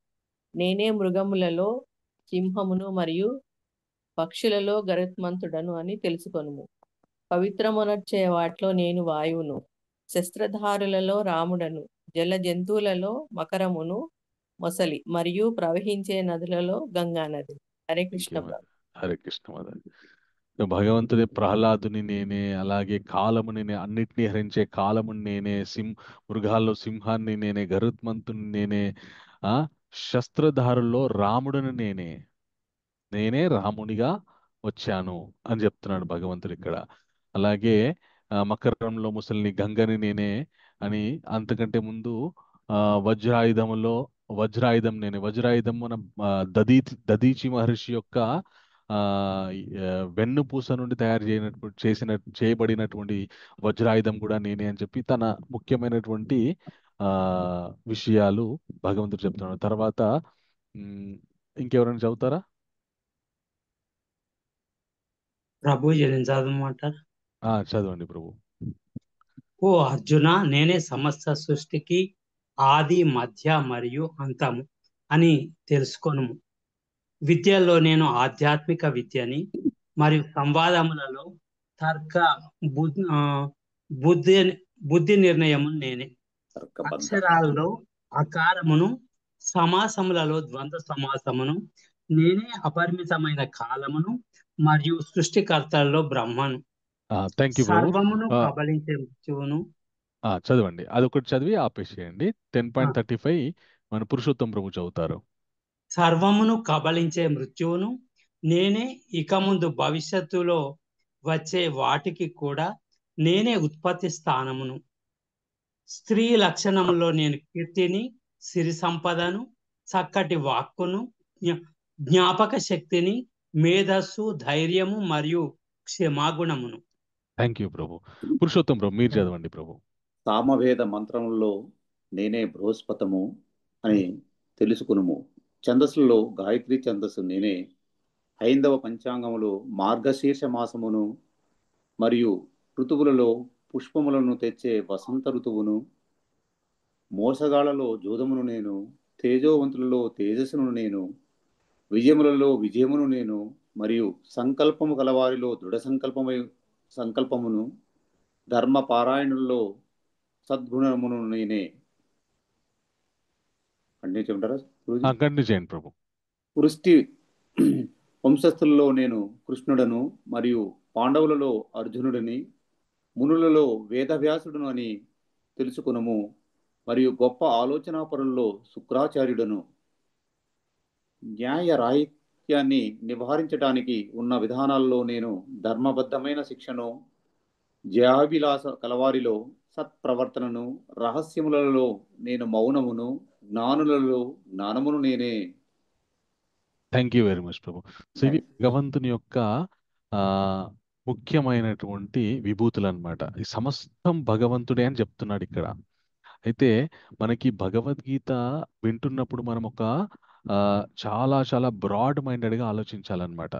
ఇప్పుడు ఇక్కడ మనందరికీ కూడా ఎన్నో విధాలైనటువంటి సెంటిమెంట్స్, అలాగే రుచులు అభిరుచులు, భగవత్ ఆరాధనలో మనందరికీ కూడా ఎన్నో రుచులు అభిరుచులు ఉంటుంటాయి. ఇక్కడ మాత్రం కృష్ణుడు అన్నీ తానై ఉన్నాడనమాట. మనం అర్చించే ఆరాధించేటటువంటి ప్రతి ఒక్క దేవతా స్వరూపం కృష్ణుడే అయి ఉన్నాడని ఇక్కడ భగవంతుడు చెప్తున్నాడు అనమాట. సో ఎందుకు అంటే అప్పుడు మనకి అదేంటండి, నేను ఫలానా ఆరాధన చేస్తున్నాను, మరి ఆ ఆరాధన ఎక్కువ, మరి కృష్ణుని ఆరాధించడం ఎక్కువ అనేటటువంటి ప్రశ్న వస్తుంది ఒక్కోసారి. ఇక్కడ మనం అర్థం చేసుకోవాల్సినటువంటి గొప్ప విషయం ఏంటి అంటే, ఇక్కడ ఎమర్జెన్సీ సిచ్యువేషన్లో ఉన్నాడు ఒకతను. తన కర్తవ్యాన్ని నేను కర్తవ్యాన్ని నిర్వర్తించడంలో మన ఏమంటారు దుఃఖాన్ని పొంది కర్తవ్యాన్ని నిర్వర్తించలేకపోతున్నాడు. అలాంటి ఎమర్జెన్సీ సిచ్యువేషన్లో ఉన్నటువంటి వ్యక్తికి ఎన్నో విషయాలు చెప్పి నువ్వు అది చేయి, ఇది చేయి, ఇది చేయి, ఇది చేయి అని చెప్తే ఎక్కువ కన్ఫ్యూజన్ అయిపోతుంది. ఏదేదైతే సృష్టిలో గొప్పదని నువ్వు అనుకుంటున్నావో అవన్నీ నేనే, తత్వతః సత్యం అది. కాబట్టి దాన్ని కృష్ణుడు అర్జునుడికి, అలాగే అర్జునుడి నెపంతో మనందరికీ కూడా చెప్పడానికి ఇక్కడ ప్రయత్నం చేస్తున్నాడు అనమాట. ఇక్కడ మీరు చూసుకుంటే గనక మన మన జీవితంలో మనం ఎన్నో ఆరాధనలు చేస్తుంటాం. ఉదాహరణకి కృష్ణ ఏమన్నారు, బృహస్పతి నేను పురోదాష్టంచ ముఖ్యమ్మ బృహస్పతి అని అన్నారు. అలాగే శుక్రాచార్యుని నేనే అని చెప్పారనమాట భగవంతుడు. ఈ బృహస్పతి శుక్రాచార్యులు ఎవరు? వాళ్ళు నవగ్రహాల్లో గురుగ్రహము, అలాగే శుక్రగ్రహము. సో మనం అందరం కూడా నవగ్రహ ఆరాధన చేస్తూ ఉంటాం. ఇప్పుడు మీరు నవగ్రహాల్లో గురుగ్రహం బృహస్పతి ఎవరైతే ఉన్నారో ఆయన దేవగ్రహాలందరికీ కూడా గురువు. ఈయన బృహస్పతి యొక్క అనుగ్రహం ఉంటే దేవగ్రహాల యొక్క అనుగ్రహం మనకి సంపూర్ణంగా ఉంటుంది. ఈ శుక్రాచార్యులు ఎవరైతే ఉన్నారో ఆయన దైత్యులకు అందరికీ గురువు. మన దైత్య గ్రహాలు ఎవరు అంటే రాహుకేతువులు. ఈ శుక్రాచార్యుల యొక్క అనుగ్రహం ఉందనుకోండి, ఆ రాహుకేతువుల యొక్క అనుకూలత మనకు ఉంటుంది. సో నవగ్రహారాధన ఎంతో విశిష్టంగా చేస్తుంటాం మనం. కానీ ఆ నవగ్రహాల్లో ముఖ్యమైనటువంటి గ్రహాలు ఎవరైతే ఉన్నారో ఆ ముఖ్యమైనటువంటి గ్రహాలు నా స్వరూపాలని కృష్ణుడు చెప్తున్నాడు. ఇప్పుడు కృష్ణుడి యొక్క ఆరాధన చేయడం వల్ల సమస్త గ్రహాలు తృప్తి పడుతున్నారు. అదేవిధంగా మన శంకరుడు, సుబ్రహ్మణ్య, ఎవరైతే ఏ ముఖ్యమైనటువంటి శక్తివంతమైనటువంటి భగవత్ స్వరూపాలను వారందరూ కూడా నేనే. ఇప్పుడు కృష్ణుడిని ఆరాధించడం వల్ల వాళ్ళందరూ తృప్తి పడుతున్నారు. అందుకే భగవంతుడు ఎప్పుడెప్పుడైతే ఆ అవతారం స్వీకరిస్తారో సమస్త దేవతాగణాలు కూడా ఆయనకి సహకరించడానికి ఆయా స్వరూపాల్లో వస్తుంటారనమాట. రాముడిగా వచ్చినప్పుడు మన బ్రహ్మ జాంబవంతుడిగా వచ్చాడు, శంకరుడు హనుమాన్గా వచ్చారు. అలాగే ఆ, ఇంద్రుడు ఆ, దేవేంద్రుడు మన సుగ్రీవుడు స- అలాగా ప్రతి ఒక్క దేవతాగణము ఒక్కొక్క స్వరూపాన్ని తీసుకొచ్చి స్వరూపాన్ని స్వీకరించి భగవంతునికి సహకరించడానికి వస్తారనమాట. అలాగే కృష్ణుడిగా వచ్చినప్పుడు కూడా ఆ, చాలా మంది సమస్త దేవతా స్వరూపాలు వాళ్ళందరూ కూడా మన బృందావనంలో గోపబాలులాగా అలాగే ముఖ్యమైనటువంటి క్యారెక్టర్స్ తీసుకొని వచ్చారనమాట. ఎందుకు ఇక్కడ మనం అర్థం చేసుకోవాల్సినటువంటి అంతర్లీనమైనటువంటి లాజిక్ ఏంటి అంటే సమస్త ఆధ్యాత్మిక జ్ఞానము అలాగే భగవంతుని యొక్క ఆ, ఇన్ని లీలలు ఎందుకు జరిపిస్తున్నాడు, ఎందుకు ఇట్లాగా అందరూ ఒకరికొకరు పరస్పరం సహకరించుకొని ఇవన్నీ ఎందుకు చేస్తున్నారంటే మనం ధర్మంగా ఉండడానికి, ధర్మస్థాపన చేయడానికి. సో మనకి ఒకరు గొప్ప ఒకరు తక్కువ అనేటటువంటి భేదాభిప్రాయాలు ఉంటాయి. కానీ దైవ స్వరూపాల్లో ఉన్నటువంటి ఆయా స్వరూపమూర్తులకి అలాంటి భేదాభిప్రాయాలు ఉండవు. పరస్పరం ఒకరికొకరు చాలా చాలా వినయంగా ఉంటారనమాట. అందుకే మనకి శ్రీమద్ భాగవతంలో దీని గురించి ఎంతో వివరించవచ్చు, కానీ మనకి సమయం లేదు కాబట్టి నేను వివరించట్లేదు. చివరిగా ఒక విషయం చెప్తాను. భాగవతంలో ఏం చెప్తారంటే ఆ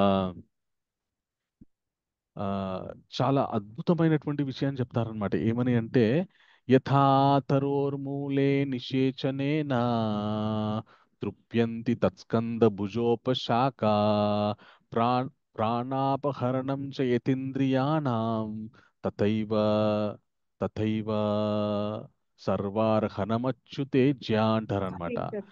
ఎలాగైతే ఒక వృక్షము ఆ ఒక చెట్టు సమృద్ధిగా ఉండాలి, మంచి పుష్పాలు ఫలాలు ఇస్తూ శాఖలతోటి చాలా పచ్చగా ఉండాలంటే ఏం చేయాలి? ఒక చెట్టు చక్కగా పచ్చగా ఉండాలంటే ఏం చేయాలి?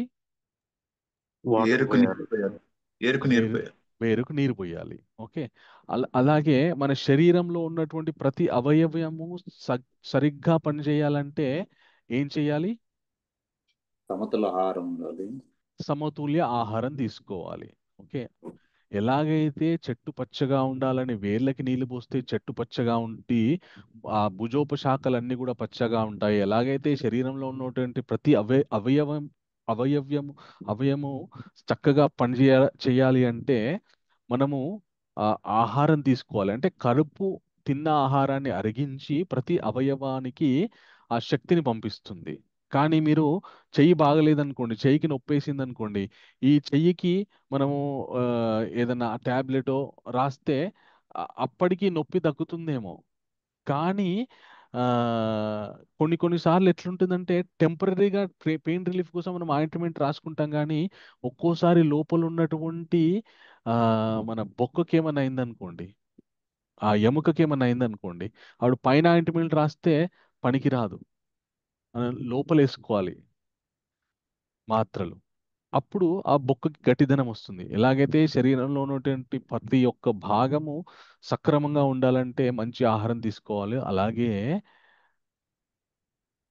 కేశవుడికి మనం అచ్యుతుడికి గనక మనము అర్చన చేసి అచ్యుతుడి గనక పూజిస్తే సమస్త దేవతాగణాలందరూ కూడా తృప్తి చెందుతారు. ఈయన చెట్టుకు వేరు లాంటి వారు, శరీరానికి ఉదరం లాంటి వారు అచ్యుతుడు. సో ఆయన్ని గనక మనం తృప్తిపరిస్తే సమస్త దేవతా స్వరూపాలందరూ కూడా తృప్తి పడతారు అని శ్రీమద్ భాగవతంలో దశమ స్కందంలో చెప్తారనమాట. సో అచ్యుతుడు. ఆ, హరే కృష్ణ. అచ్యుతుడు అంటే శ్రీకృష్ణుడు స్వామి. ఎస్ ప్రభు. అచ్యుతుడు అంటే శ్రీకృష్ణుడు అనమాట. అలాగా ఆ, సమస్త దేవతలు ఏకకాలంలో తృప్తి చెందాలి అంటే ఆ అచ్యుతుని సేవిస్తే దాని అర్థము మనము అపార్థం చేసుకోకూడదు. అంటే మరి అచ్యుతుని సేవించి ఇంకొకరిని నిందించాలి, ఇంకొకరిని పక్కకు పెట్టాలంటే కాదు. అది కాదు. అక్కడ అర్థం చేసుకోవాల్సింది ఏంటి అంటే అచ్యుతుని సేవలో ముందుకెళ్ళడానికి మిగతా దేవతా స్వరూపాల యొక్క సహకారము ఆశీర్వాదం మనం పొందాలి. ఎలా ఉంటుందంటే నేను ఒక ఉదాహరణ చెప్తా. ఒకసారి ఒక భక్తుడు ఆ, మా ఆ, చాలా మంచి మన ఇస్కాన్ డివోటీ ఒక ఆయన ఆ, ప్రతిరోజు భగవద్ నామ జపం చేస్తున్నారు ఆయన. కానీ ఒకసారి ఆయనకి కొన్నిసార్లు నాకు జపం మీద సరిగా కాన్సన్ట్రేషన్ కుదరట్లేదు, నా మైండ్ అటు ఇటు తిరుగుతుంది, ఎక్కడెక్కడో తిరుగుతుంది అని చెప్పేసి చెప్పారనమాట.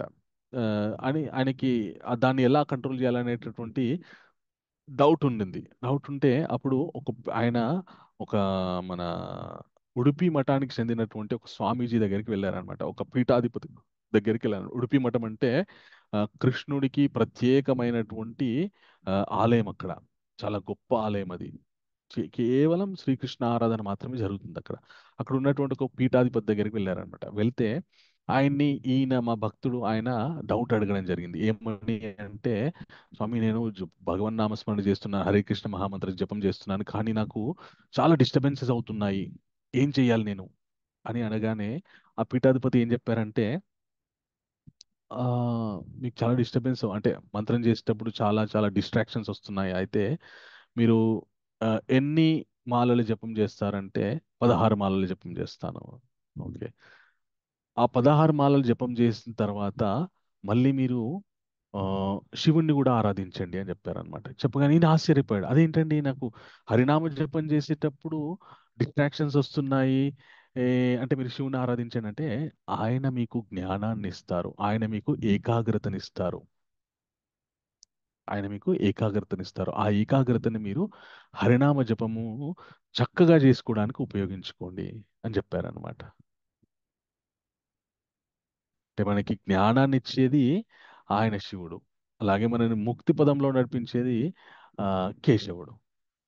ఇలాగ వాళ్ళ ఇద్దరికి చాలా అవినావ భావ సంబంధం ఉందన్నమాట. ఎందుకంటే ఇన్ని విభూతులు మనం వివరించిన తర్వాత కొన్నిసార్లు అపార్థం చేసుకునే ప్రమాదం ఉందన్నమాట. మనకి సనాతన ధర్మంలో జరిగేటటువంటి ఆ, గొప్ప ఒక పెద్ద డిసడ్వాంటేజ్ ఏంటి అంటే ఇదే అన్నమాట.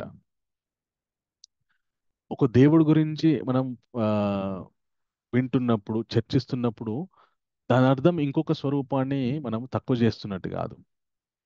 మనం మనుష్య జన్మ ఎత్తిన తర్వాత ఆధ్యాత్మిక జీవితంలో ముందుకెళ్ళడానికి మనకు ఏ విధమైనటువంటి జ్ఞానం కావాలి అనేటటువంటి తెలుసుకొని మనం ఆ విధమైనటువంటి జ్ఞానాన్ని సంపాదించడానికి ప్రయత్నం చేయాలి తప్ప, ఈ ఎక్కువ తక్కువ, ఎవరు ఎక్కువ ఎవరు తక్కువ అనేటటువంటి ప్లేస్లోనే ఉన్నామనుకోండి, అది చాలా గందరగోళం ఏర్పడుతుంది అనమాట. అది ఎలా ఉంటుందంటే ఒకసారి ఆ చెన్నైలో ట్రిప్లికేన్ అని ఒక ప్లేస్ ఉందన్నమాట. అక్కడ పార్థసారథి దేవాలయం ఉంది, చాలా పాత దేవాలయం అది. ఒకానొక గొప్ప వైష్ణవ క్షేత్రం అది. ఆ ఎంత గొప్ప క్షేత్రం అంటే, రామానుజాచార్యుల వారి యొక్క తల్లిదండ్రులు అక్కడికి వెళ్ళి పుత్రకామేష్టి చేయడం వల్ల రామానుజాచార్య పుట్టారని చెప్పేసి ఆ ఆలయానికి పెద్ద చరిత్ర ఉందన్నమాట. ఆ ఆలయంలో ఒక ఏనుగు ఉండేది. అయితే ఆ ఏనుగుని ప్రతిరోజు కూడా ఆ ఏనుగు మీద భగవంతుని యొక్క మన ఉత్సవ విగ్రహాన్ని పెట్టి ఊరేగిస్తూ ఉండేవారు అనమాట. ఊరేగిస్తూ ఉంటే అయితే అక్కడ ఆలయంలో 2 సాంప్రదాయాలకు సంబంధించిన వాళ్ళు ఉండేవారు అనమాట. అయితే మనకి వైష్ణవ సాంప్రదాయాల్లో మీరు చూస్తారు, కొందరేమో ఇట్లా వి షేప్ లో తిలకం పెట్టుకుంటారు, కొందరేమో ఇలాగా యూ షేప్ లో తిలకం పెట్టుకుని ఉంటారు అనమాట. అయితే దానికి కొన్ని అంతరార్థాలు ఉన్నాయన్నమాట. ఇప్పుడు వాటిలోకి వెళ్తే చాలా పెద్దగా అవుతుంది. జస్ట్ మనం ఏ విధంగా ఉండాలి అనేటటువంటి, ఏ విధమైనటువంటి అండర్స్టాండింగ్ తో ఉండాలని అని చెప్పడానికి నేను ఆ, చెప్ ఈ ఉదాహరణ చెప్తున్నాను అనమాట. ఏం జరిగిందంటే ఆ ఏనుగు మీద భగవంతుని ఊరేగిస్తుంటే వాళ్ళకి కొన్ని భేదాభిప్రాయాలు వచ్చాయన్నమాట. ఈ ఏనుగు ఊరేగించేటటువంటి ఏనుగు ఏదైతే ఉందో ఆ ఏనుగుకి మా తిలకమే, మేము ఎలా తిలకం పెట్టుకుంటామో ఆ తిలకం పెట్టాలి అని ఒక సాంప్రదాయానికి సంబంధించిన వాళ్ళు, లేదు లేదు లేదు మేము విధంగా తిలకం పెట్టుకుంటామో ఆ విధంగా ఈ ఏనుగు తిలక ధారణ చేయాలని చెప్పేసి ఇంకొక సాంప్రదాయానికి సంబంధించినట్టు ఇద్దరు వైష్ణవులే, కానీ వాళ్ళకి చిన్న భేదాభిప్రాయం వల్ల అది మెల్లమెల్లగా ఏ విధంగా అయిపోయిందంటే, ఇద్దరు సాంప్రదాయాలకు సంబంధించిన వాళ్ళు కోర్టుకి వెళ్ళారనమాట. కోర్టుకి వెళ్ళి కోర్టును తీర్పు చెప్పమన్నారు అనమాట. ఇంకా కోర్టులోకి వెళ్ళిన తర్వాత సంవత్సరాలు, ఇది బ్రిటిష్ వాళ్ళు ఉన్నప్పటి కాలంలో జరిగినటువంటి విషయం, సంవత్సరాలు గడుస్తూనే ఉంటాయి. సో ఇన్ని సంవత్సరాలు ఊరేగింపు జరగలేదు, ఆ ఏనుగుని బయటకు తీయలేదు, ఆ ఏనుగుకి ఏ తిలకం పెట్టలేదు. ఇంక జడ్జిమెంట్ వచ్చేసరికి ఆయనతో ఏనుగు చనిపోయింది.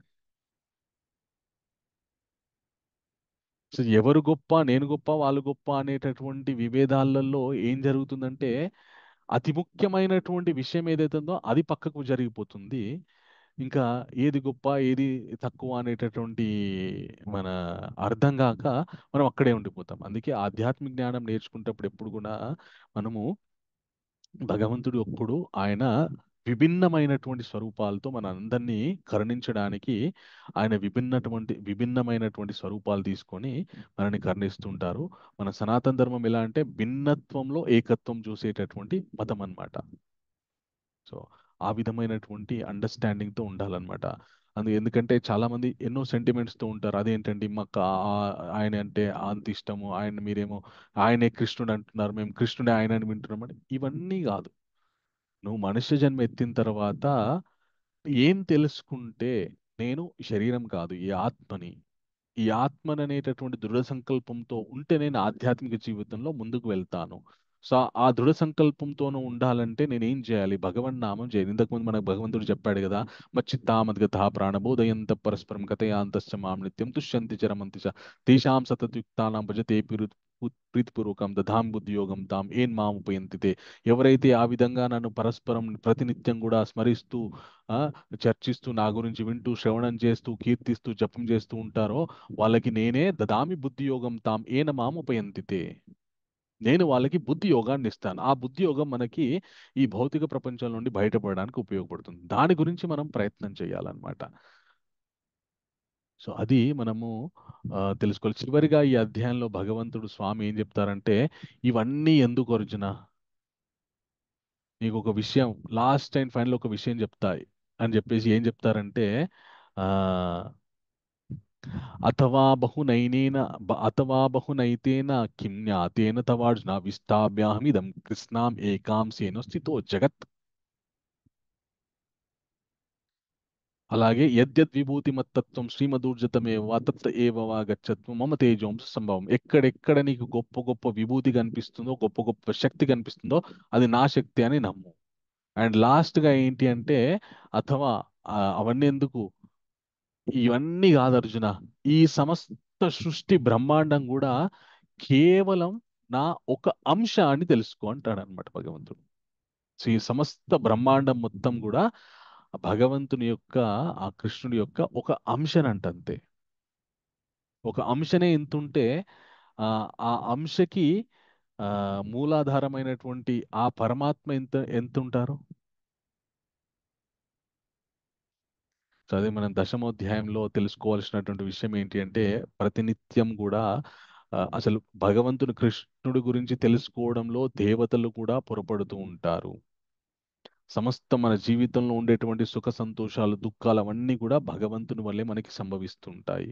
ఈ విషయాలు ఎవరు తెలుసుకుంటారో వాళ్ళు పాపముల నుండి బయటపడుతున్నారు. ఆ తర్వాత సమస్త సృష్టి రావడానికి కారణం ఆయనే. కాబట్టి ఆయన గురించినటువంటి విషయాలు తెలుసుకుంటూ వింటూ ఉండడం వల్ల ఆయననే మనకి బుద్ధి యోగాన్ని ప్రసాదిస్తారు. అలాగే ఆయన యొక్క భిన్నమైనటువంటి శక్తులు ఏవైతే ఉన్నాయో వాటి గురించినటువంటి విశేషమైనటువంటి వర్ణన ఈ విభూతి యోగంలో ఉంది. అని చివరిగా ఏం తెలుసుకోవాలంటే, ఏదైతే మన కంటికి కనిపిస్తుందో అదంతా కూడా భగవంతుని యొక్క ఒక అంశ, సమ్ పార్ట్ అండ్ పార్సల్ అంతే అనే విషయాన్ని మనము ఈ 10th చాప్టర్ విభూతి యోగం ద్వారా మనము తెలుసుకోవాలన్నమాట. రేపు అత్యద్భుతమైనటువంటి అధ్యాయం. ఈ రోజు ఏదైతే థియరిటికల్గా చెప్పారో రేపు స్వామి ప్రాక్టికల్గా చూపిస్తారనమాట. సో ఆ విశ్వరూపాన్ని చూడడానికి రేపు వచ్చేటటువంటి అధ్యాయం ఏదైతే ఉందో ఏకాదశ అధ్యాయము, ఆ అధ్యాయం పేరు విశ్వరూప సందర్శన యోగము, ద యూనివర్సల్ ఫామ్. సో ఈ రోజు ఏవైతే థియరిటికల్గా చెప్పారో రేపు ప్రాక్టికల్గా చూపిస్తారనమాట. సో అది ఆ విశ్వరూప సందర్శన చేసుకోవడానికి మళ్ళీ మనము రేపు 11వ అధ్యాయాన్ని చర్చించుకుందాం. మాతాజీ, భువన మాతాజీ, ఈ 10th చాప్టర్కి సంబంధించినటువంటి పోల్ రెడీగా ఉందా? హరే కృష్ణ ప్రభుజీ, దండవత్ ప్రణామం. Hare yes Krishna Prabhuji. Mataji. Thank you Mataji. Poll పెట్టండి.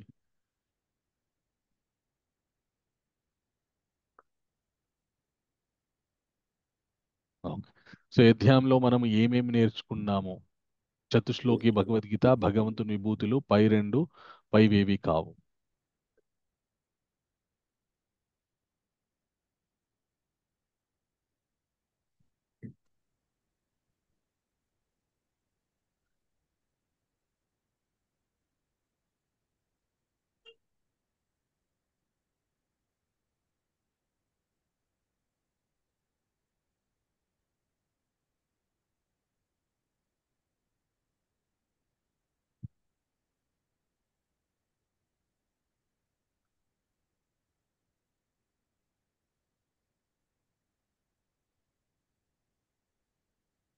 హలో.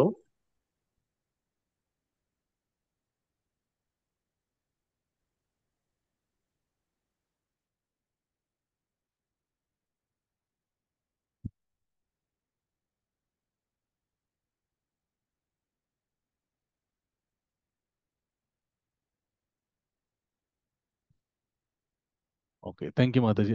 ఆన్సర్ డిస్ప్లే చేయండి.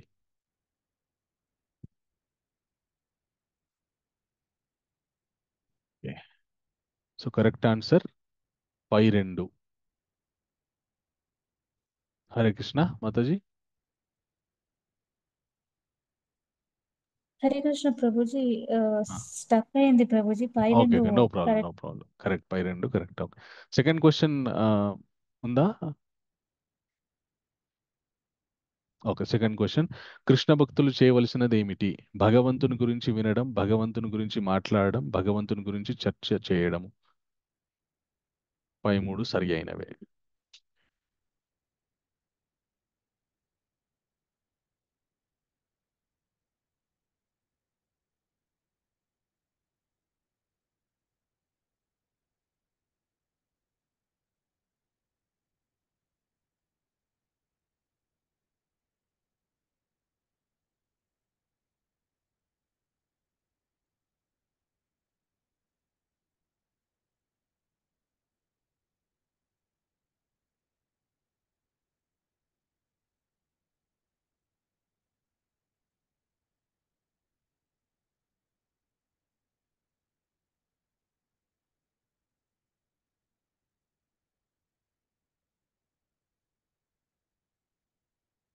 ఓకే, కరెక్ట్ ఆన్సర్ పై 3 సరైనవే. అందుకే భగవంతుని మచ్చిత్ మద్గ థా ప్రాణ అని చెప్తారు కదా. సో థ్యాంక్ యూ మాతాజీ. Third question.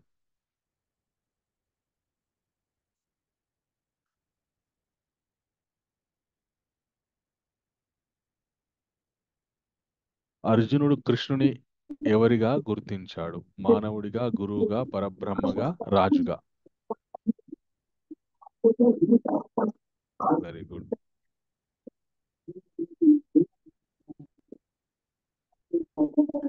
పరబ్రహ్మ. Okay, very good.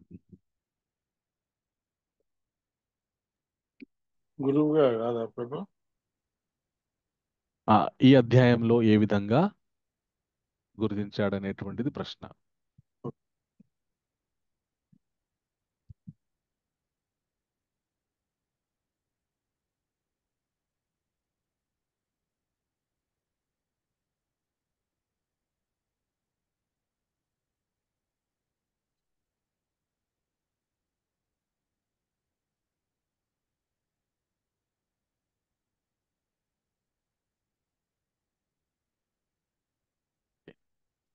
Answer display చేయండి మాతాజీ.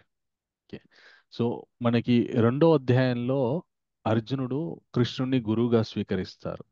ఇంకా క్రమక్రమంగా ముందుకొచ్చిన తర్వాత భగవంతుని గురించినటువంటి విశేష గుణగణాలు తెలుసుకున్న తర్వాత 10th చాప్టర్లో ఈ 10వ అధ్యాయంలో అర్జునుడు స్వామి మీరే పరంబ్రహ్మ, పరంబ్రహ్మ పరంధామ పవిత్రం పరమం భావన్ పురుషం శాశ్వతం దివ్యం అధిదేవం అజం విభుం అని స్తుతిస్తారనమాట. ఆయన యొక్క నిజతత్వం తెలియకముందు కృష్ణుని కేవలం గురువుగానే గుర్తించారు. ఆయన భగవంతుని యొక్క తత్వం తెలిసిన తర్వాత ఆయనే పరబ్రహ్మ అని కీర్తించారన్నమాట. గురువుగా అనేది కూడా కొంతమేర కరెక్టే, కానీ ప్రస్తుతం ఇప్పుడు అర్జునుడు ఉన్నటువంటి స్థితిలో అర్జునుడు కృష్ణుని పరంబ్రహ్మగా గుర్తిస్తున్నాడు అనమాట. Okay, thank you Mataji. So ఈ అధ్యాయానికి చాలా చక్కటి ఫలశ్రుతి ఉంది. సమయం ఉందంటే 2 నిమిషాలు చెప్పుకుందాం, లేదంటే ప్రశ్నలు తీసుకుందాం. చెప్పండి Prabhuji. Okay, thank you Mataji. Okay, అయితే వారణాసి నగరంలో ధీరబుద్ధి అనే ఒక ఆ, గొప్ప బ్రాహ్మణుడు ఉండేవాడు అనమాట. అయితే ఆ ధీరబుద్ధి ఎంత గొప్ప బ్రాహ్మణుడు అంటే ఆయన ఎక్కడికి వెళ్ళినా కూడా పరమశివుడు ఆయన్ని ఫాలో అవుతూ ఉండేవాడు అనమాట. ఇది చూసి పరమశివుడి దగ్గర ఉన్నటువంటి భృంగిరటి ఆయనకి ఆ కుతూహలం కలిగింది. ఈయన ఎంత గొప్ప పుణ్యం చేస్తే స్వామి ఎప్పుడు ఈయన వెంబడెళ్తున్నాడని చెప్పి తెలుసుకోవడానికి శివుణ్ణి అడుగుతాడనమాట భృంగి. పరమేశ్వర మీరు ఆ ఈయనే ఈ ధీరబుద్ధి ఏం పుణ్యం చేసుకున్నాడు, ప్రతినిత్యం ఆయనకి నీడలాగా మీరు ఆయన ఎక్కడికి వెళ్తే ఎక్కడికి వెళ్తున్నారు అని అడుగుతాడనమాట. అడగానే శివుడు చెప్తాడనమాట, భృంగి ఒకరోజు కైలాస పర్వతంలో నేను ఉండగా ఆకాశం నుండి ఒక ఆ హంస, నల్లగా ఉన్నటువంటి హంస కింద పడి నా కాళ్ళ మీద పడి, నా కాళ్ళ మీద ఒక పద్మాన్ని పెట్టి నన్ను చక్కగా స్తోత్రం చేసింది. నేను ఆ హంసని అడిగాను, ఎవరు నువ్వు, ఎక్కడ నుండి వస్తున్నావు అని చెప్పేసి. ఆ హంస ఏం చెప్పిందంటే, అయ్యా పరమేశ్వర, నేను పూర్వజన్మలో ఆ ఒక నేను బ్రహ్మ యొక్క హంసని, నేను బ్రహ్మలోకంలో సత్యలోకంలో ఉండేటటువంటి హంసని, నేను భూలోకంలో వెళ్తున్నప్పుడు, ఒక సరోవరం మీదుగా వెళ్తున్నప్పుడు, ఆ సరోవరంలో ఉన్నటువంటి శక్తి వల్ల నేను కింద పడిపోయాను, నా మొత్తం స్వరూపాన్ని కోల్పోయాను. నేను ఎందుకు అలా కోల్పోయానని చెప్పేసి పరీక్షించుకుంటే, ఆ సరోవరంలో నుండి నాకు ఒక మాట వినిపించింది, ఒక వాక్కు వినిపించింది. ఆ సరోవరంలో ఆ, తామర పూల గుంపు ఉంది ఒకటి, ఆ గుంపు నుండి ఒక మాట వినిపించింది. ఏమని అంటే, నువ్వు ఇక్కడ నుండి నన్ను దాటి వెళ్ళలేవు, నా శక్తిని తట్టుకొని నువ్వు వెళ్ళలేవు అని చెప్పేసి వినిపించింది. ఎందుకు వెళ్ళలేవో కూడా నేను నీకు చెప్తాను. ఎందుకు అంటే, ఆ నేను ఇక్కడ ఒక ఆ అప్సరస స్త్రీని, నేను లక్ష్మీదేవికి పరిచారికని. ఒకరోజు నేను ఈ సరోవరంలో జలకలాడుతున్నప్పుడు దుర్వాస మహర్షి ఇక్కట్టుగా వచ్చారు.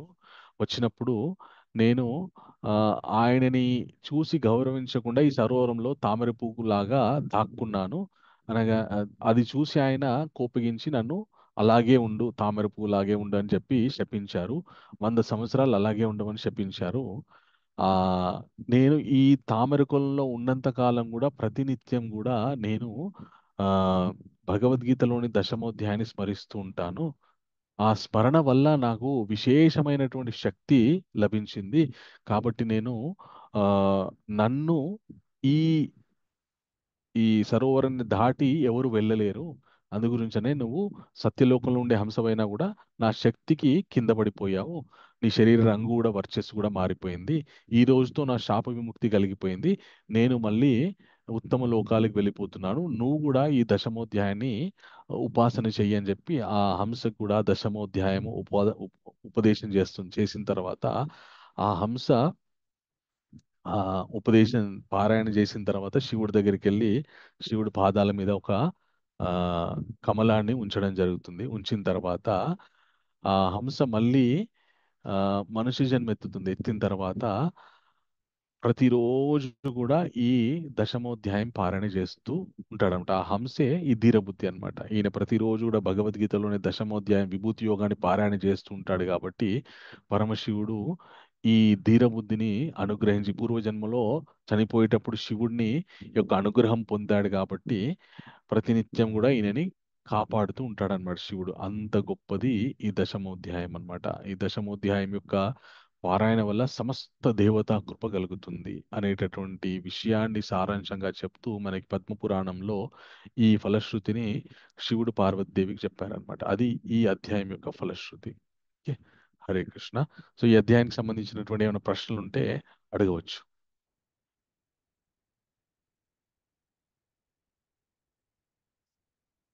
ఓకే, ఎస్, రాజేశ్వర రెడ్డి ప్రభు, చెప్పండి ప్రభు. ఒక్క నిమిషం ప్రభు, మీకు అన్మ్యూట్ చేసుకోండి.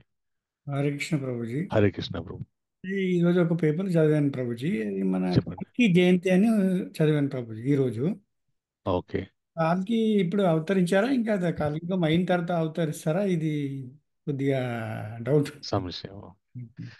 కల్కి అవతారము కలియుగ అంతంలో వస్తుందన్నమాట. కలియుగంలోని చివరి భాగంలో. కలియుగం 4,32,000 సంవత్సరాలు. ఈ 4,32,000 సంవత్సరాల్లో ఇప్పటికీ 5,120 పైన సంవత్సరాలు గడిచింది అంతే. మనం కలియుగంలో ప్రథమ పాదంలోనే ఉన్నాం.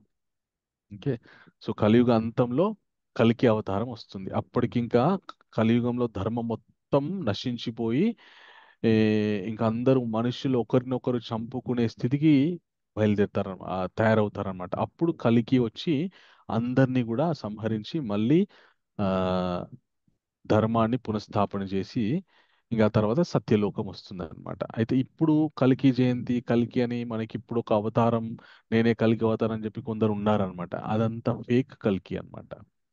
నిజమైన కలికి కాదు. మనకి శాస్త్రంలో అంత కరెక్ట్ గా కలికి అవతారం ఇప్పుడు వస్తుందో చెప్పారు. ఆయన అంత ఖచ్చితంగా శాస్త్రంలో చెప్పిన తర్వాత నేనే కలికి అంటే, ఆ కలికి ఆ, ఆ, ఇప్పుడు ఎన్నో స్కామ్లలో కూడా చిక్కుకున్నారు ఆ కల్కి, ఎవరైతే కల్కి అనుకుంటున్నారో ఇప్పుడు వాళ్ళు. కాబట్టి అదంతా కూడా అందుకే మనకి ఆ, కొందరు ఏం చేస్తారంటే భగవంతుని గురించినటువంటి విషయాలు తెలుసుకొని, ఇప్పుడు కృష్ణుడు ఈ అధ్యాయంలో చెప్పారు, ఏమని చెప్పారంటే అహమాత్మ గుడాకేశ సర్వభూతాశయ స్థిత అహమాదిశ్చ మధ్యం చ భూతానాం అంత్యేవచ అని చెప్పాడు. ఇప్పుడు భగవంతుడు ఏం చెప్పారు? అహమాత్మ గుడాకేశ సర్వభూతాశయ స్థిత, నేను ఆత్మ పరమాత్మనై అందరిలో నివసిస్తున్నాను, అందరి హృదయాల్లో నివసిస్తున్నాను అనేటువంటి విషయం చెప్పారనమాట. కొందరు అతి తెలివి పరులు ఏం చేస్తారంటే, సో నా లోపల పరమాత్మ ఉన్నారు అనేటటువంటి విషయాన్ని నేను తెలుసుకున్నాను కాబట్టి నాకు ఆ పరమాత్మకి భేదం లేదు అనేటటువంటి భావనకు వచ్చేస్తారనమాట. దానివల్ల ఇట్లాంటి ప్రమాదాలు జరుగుతుంటాయి.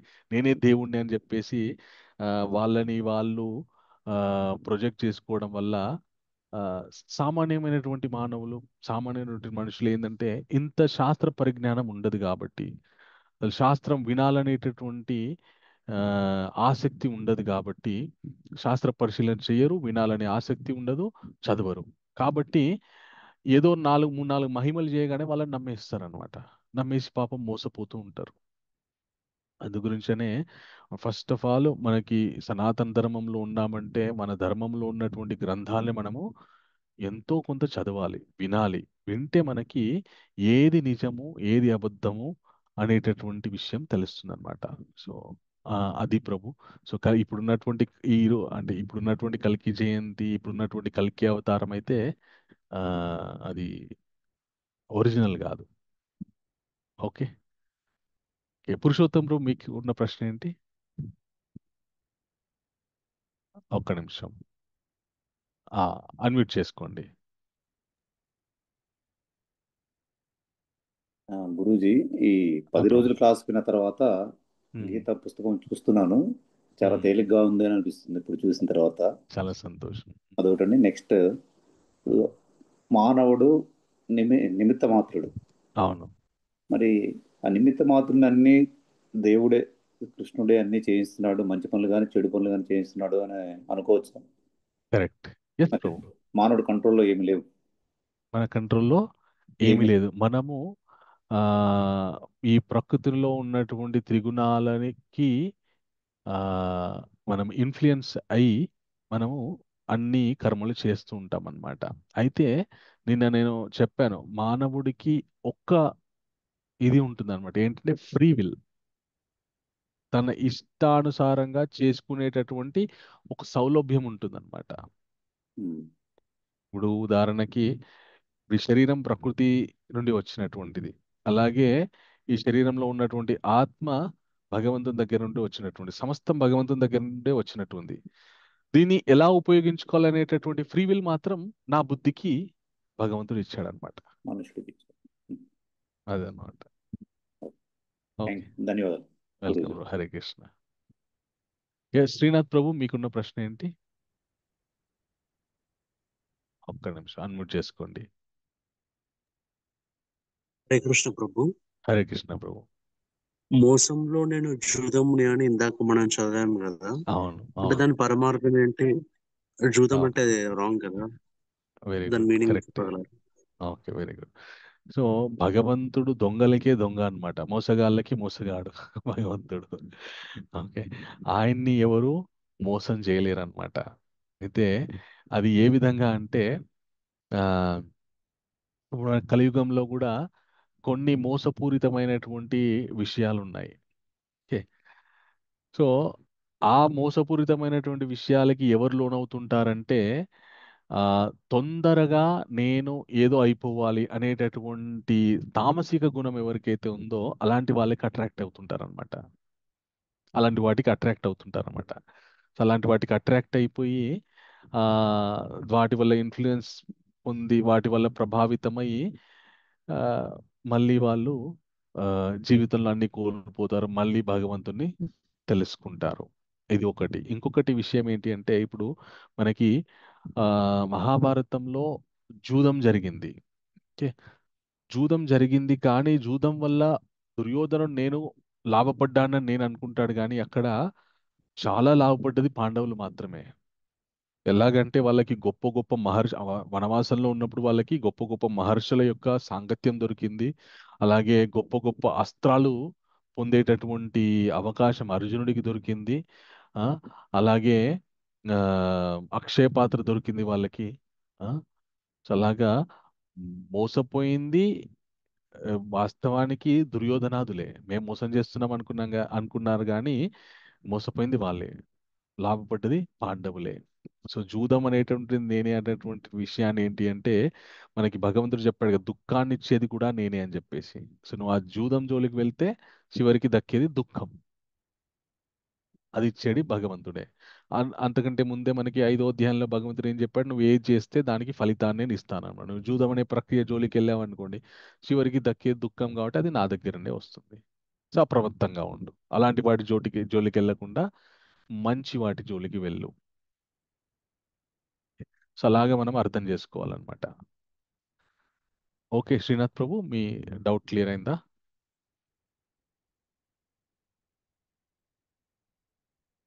హరే కృష్ణ.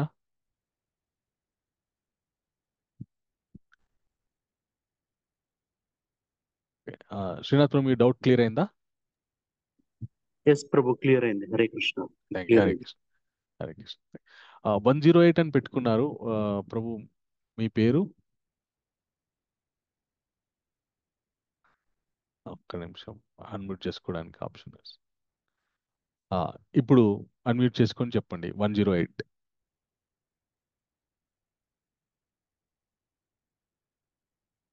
హరే కృష్ణ. ఓకే. పి భారతి మాతాజీ, మీ ప్రశ్న ఏంటి? అన్మ్యూట్ చేసుకొని చెప్పండి. హరే కృష్ణ ప్రభుజీ. హరే కృష్ణ మాతాజీ. ప్రశ్న అంటూ ఏం లేదు ప్రభు, ఇది వింటాం గాని ప్రభు, మళ్ళీ మీరు ఏదైనా సడన్ గా క్వశ్చన్ వేస్తే ఆన్సర్ ఎట్లా చెప్పాలనో అర్థం కాదు ప్రభు, మర్చిపోతాం వెంటనే. అది గుర్తుండట్లేదు ప్రభు. అది గుర్తుండాలంటే ఏం చేయాలి మేము? అది ఆ మునుల పేర్లు, ఋషుల పేర్లు, ఆ రాజుల పేర్లు కొన్ని కొన్ని గుర్తుంటున్నాయి, కొన్ని కొన్ని గుర్తుండట్లేదు ప్రభు. అవి అది ఏం గుర్తుండాలంటే ఏం చేయాలి మేము? విన్నది సింపుల్ మాతాజీ, సింపుల్. విన్నది గుర్తు ఉండాలంటే మననం చేయాలి. చేస్తాం శ్రవణం, ప్రభు. మననం, శ్లోకాలు స్మరణం చేయాలి రోజు. ప్రతినిత్యం కూడా శ్రవణం మననం చేస్తూ ఉండాలన్నమాట. చేస్తూ ఉంటే అప్పుడు మనకి గుర్తుంటాయి. మానవ సహజం, ఎవరికైనా నాకైనా కూడా గుర్తుండవు. నేను కూడా ప్రతిరోజు శ్లోకాలు పారాయణ చేస్తూ ఉంటాను. నేను కూడా మా గురువుగారి దయ వల్ల, ఆయన అనుగ్రహం వల్ల నేను కూడా ప్రతిరోజు మననం చేస్తూ చేస్తూ నేర్చుకున్నాను. అలాగే మనం కూడా అందరం కూడా ప్రతిరోజు మననం చేస్తూ ఉంటే మనకి ఆ జ్ఞాపక శక్తి ఉంటుంది. లేకపోతే మళ్ళీ మళ్ళీ మర్చిపోతూ ఉంటాం అన్నమాట. ఇంకోటి ఓకే. ప్రభు, ఎంత చేసినా కూడా మరి మేము చేసుకునే భక్తిలో ఏమైనా లోపాలు ఉన్నాయో మరి తెలియట్లేదు ప్రభు. ముందుకు వెళ్ళట్లేదు ప్రభు. భక్తిలో అయితే జపము అది చేసుకుంటున్నాము, బాగానే చేస్తున్నాము, వింటున్నాము, ఇది భగవద్గీత క్లాసులు వింటున్నాము, వెరీ టెంపుల్కి గుడ్. వెళ్తున్నాం ప్రభు. వారం సండే వెళ్ళొస్తాము గుడికి. మీరు చెప్పే మీ ద్వారా ఇది 3వసారి వింటున్నాను ప్రభు నేను Bhagavad Gita thank you class. Mataji. Thank you Mataji. చాలా బాగా అనిపిస్తుంది, చాలా బాగా అర్థమవుతుంది ప్రభు. మీరు చెప్పే విధానం చాలా బాగుంది. Thank you Mataji. మీరు చెప్పేది విన్న తర్వాతనే మాకు భగవద్గీత అనేది చాలా బాగా అర్థమైంది ప్రభు. థ్యాంక్ యూ చాలా బాగా మాతాజీ. చెప్తున్నారు. హరే కృష్ణ. ముందుకు వెళ్ళలేకపోతున్నామని అంటున్నారు కదా, అంటే మీరు ఏ విధంగా ముందుకు వెళ్ళాలి అనుకుంటున్నారు? అంటే మీకు ఒక ఇమాజినేషన్ ఉంటుంది కదా, ఇట్లా ఉంటే నేను ముందుకు వెళ్ళినట్టు అనేటటువంటి ఒక ఇమాజినేషన్ ఉంటుంది కదా. మీ ఇమాజినేషన్ ప్రకారం ముందుకు వెళ్ళడం అంటే ఏంటి? ముందుకెళ్ళడం లేదంటే ఏమి అనుకున్నది ఏమి అవడం లేదు ప్రభు. Okay, very good. పిల్లల విషయంలో కానీ, పిల్లలిద్దరికి పెళ్లిళ్ళు చేశాం కానీ, అమ్మాయిలు ప్రభు ఇద్దరు మాకు. మా ప్రభు ఇట్లా అనుకోకుండా వెళ్ళిపోయారు. ఇప్పుడు ఒక్కరం అయ్యో. అంతా నిశాచలం అయిపోయాం ప్రభు. పిల్లలు అంతా మేము కూడా. పిల్లలిద్దరు దూరంగా ఉంటారు. ఇప్పుడు నేను ఒక్కదాన్నే ఉంటాను ప్రభు ఇంటి దగ్గర కూడా. ఏమీ అవ్వట్లేదు ప్రభు. పిల్లలిద్దరికి పెళ్లిళ్ళు చేశాం కానీ సంతానం కాలేదు ప్రభు. ఇద్దరికి కూడా సంతానం కాలేదు. అది శాపమో పాపమో అర్థం కావడం లేదు ప్రభు మాకు. ఆ, భగవంతుని యొక్క కృప వల్ల ఆ, మీ జీవితంలో సుఖశాంతులు ఉండాలని నేను మనస్ఫూర్తిగా కోరుకుంటున్నాను. అలాగే వివాహమైనటువంటి మీ కూతుర్లు ఇద్దరికి కూడా సంతానం కలగాలని నేను మనస్ఫూర్తిగా కోరుకుంటున్నాను. ఆ, కొన్ని మన జీవితంలో ఆ, ఏవైతే ప్రతికూలమైనటువంటి విషయాలు జరుగుతుంటాయో మనం భగవంతుడు ఇప్పుడు మీరు ఆ, భగవద్గీత వింటున్నారు అంటే మన జీవితంలో కొన్ని మనకి ప్రసాదించే ముందు భగవంతుడు మనము అవి పొందడానికి తగినటువంటి పుణ్యం మన దగ్గర ఉండడానికి మనని మొట్టమొదట అందుకు అనుగ్రహిస్తాడనమాట. మొట్టమొదట మనకి పుణ్యం అనేటువంటిది ఎలా వస్తుంది అంటే భగవంతుని గురించి వినడము, భక్తుల యొక్క సాంగత్యంలో ఉండడం వల్ల క్రమక్రమంగా మెల్లమెల్లగా మన జీవితంలో ఆనుకూల్యత వస్తుందన్నమాట. మనం దిగులు పడాల్సినటువంటి అవసరం లేదు.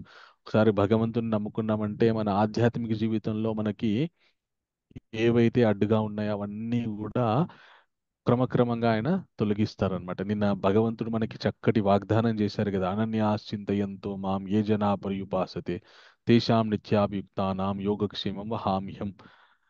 నన్ను అనన్య చిత్తంతో మనస్సులో పరిపూర్ణంగా నన్ను ఎవరైతే ధ్యానిస్తూ ఉంటారో వాళ్ళకి ఏవి లేవో అవి సమకూరుస్తాను, ఉన్నవి కాపాడుతూ ఉంటానని చెప్పేసి భగవంతుడు వాగ్దానం ఇచ్చారు. కాబట్టి మనకు నమ్మకం పెంచుకుంటే చాలు, మనకి భగవంతుని యొక్క అనుగ్రహము పరిపూర్ణంగా దొరుకుతుందన్నమాట. సో మీ ప్రయత్నం చేయండి, భగవంతుని గట్టిగా చక్కగా సాధన చేస్తూ ఉండండి. స్వామి, నా ఆధ్యాత్మిక జీవితంలో ముందుకెళ్ళాలంటే ఈ కొన్ని కుటుంబ బాధ్యతలు నన్ను అడ్డగిస్తున్నాయి, వీటిని మీరు దయచేసి సెటిల్ చేయండి అని భగవంతుణ్ణి మనస్ఫూర్తిగా కోరుకోండి. స్వామి యొక్క అనుగ్రహం వల్ల ఖచ్చితంగా అవన్నీ తీరుతాయి. ఓకే మాతాజీ. హరే కృష్ణ ప్రభు. అదే పెద్ద దిగులుంది ప్రభు, ఒక్కరికి కూడా సంతానం లేదని బాధేస్తుంది ప్రభు, అంతే. ఇంకా అదే కోరుతాను ప్రభు ఇప్పటి నుంచి భగవంతుని, ఇంకా గట్టిగా అడుగుతాను. హరే కృష్ణ ఎస్, ప్రభు. హరే కృష్ణ. ఓకే, ప్రభావతి యశోమతి మాతాజీ, మీ ప్రశ్న ఏంటి?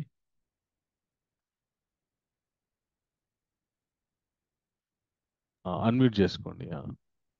హరే కృష్ణ ప్రభుజీ, హరే దండవత్ కృష్ణ ప్రణామ్. ప్రభు, దండత్ ప్రణామం మాతాజీ.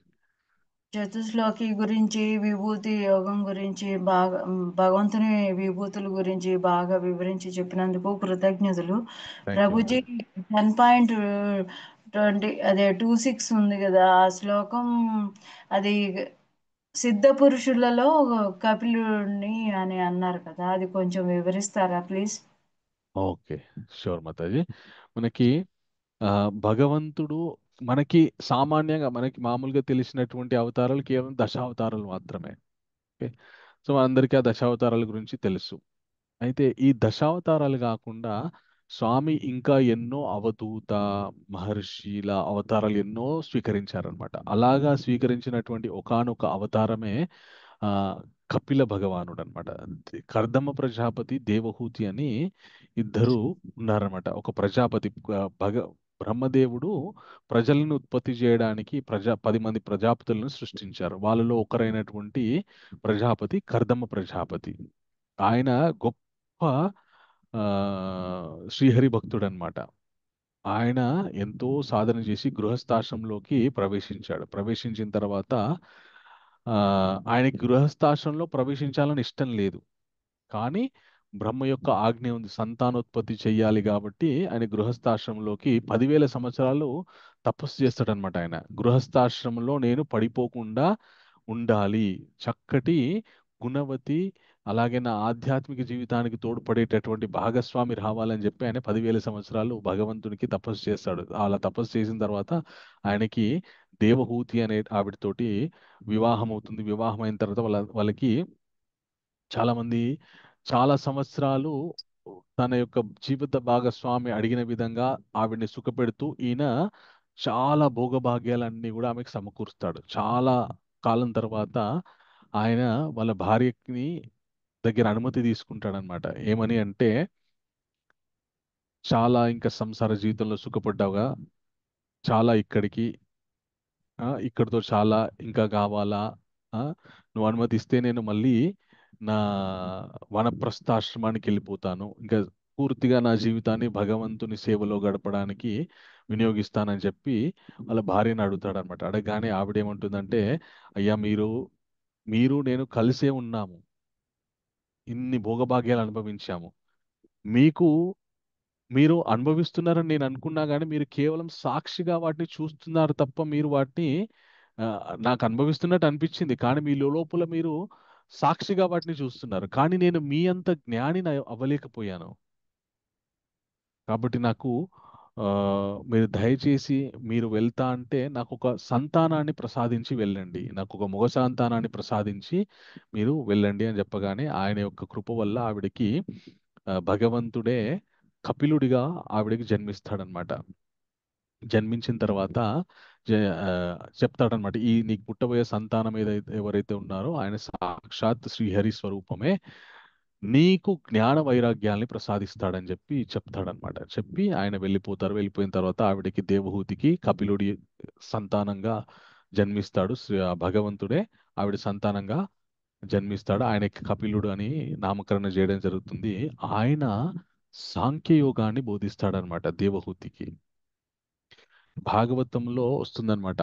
ఆ ఆయన చెప్పినటువంటి విశేషాలు, అసలు ఈ మనుష్య జన్మ ఎలా వస్తుంది, ఈ ఆత్మ గర్భంలోకి ఎలా వెళ్తుంది, గర్భంలోకి వెళ్ళి పిండంగా ఎలా మారుతుంది, పిండంగా మారిన తర్వాత ఆ పిండము ఎన్ని రోజులకి ఏ విధమైనటువంటి మార్పు చెందుతుంది, ఎన్ని నెలలకు బయటకు వస్తుంది అనేటటువంటి అనాటమీ చెప్తారనమాట. మనకి ఇప్పుడు ఎవరైనా స్త్రీలు గర్భం కన్సీవ్ అయ్యారనుకోండి, మనము హాస్పిటల్కి వెళ్ళిన తర్వాత వాళ్ళు ఎండోస్కోపీ అవన్నీ చేసి ఆ లోపల ఉన్నటువంటి శిశువు ఆ, ఏ విధంగా గ్రో అవుతున్నారు అనేటటువంటి విషయాన్ని చెప్తారు కదా.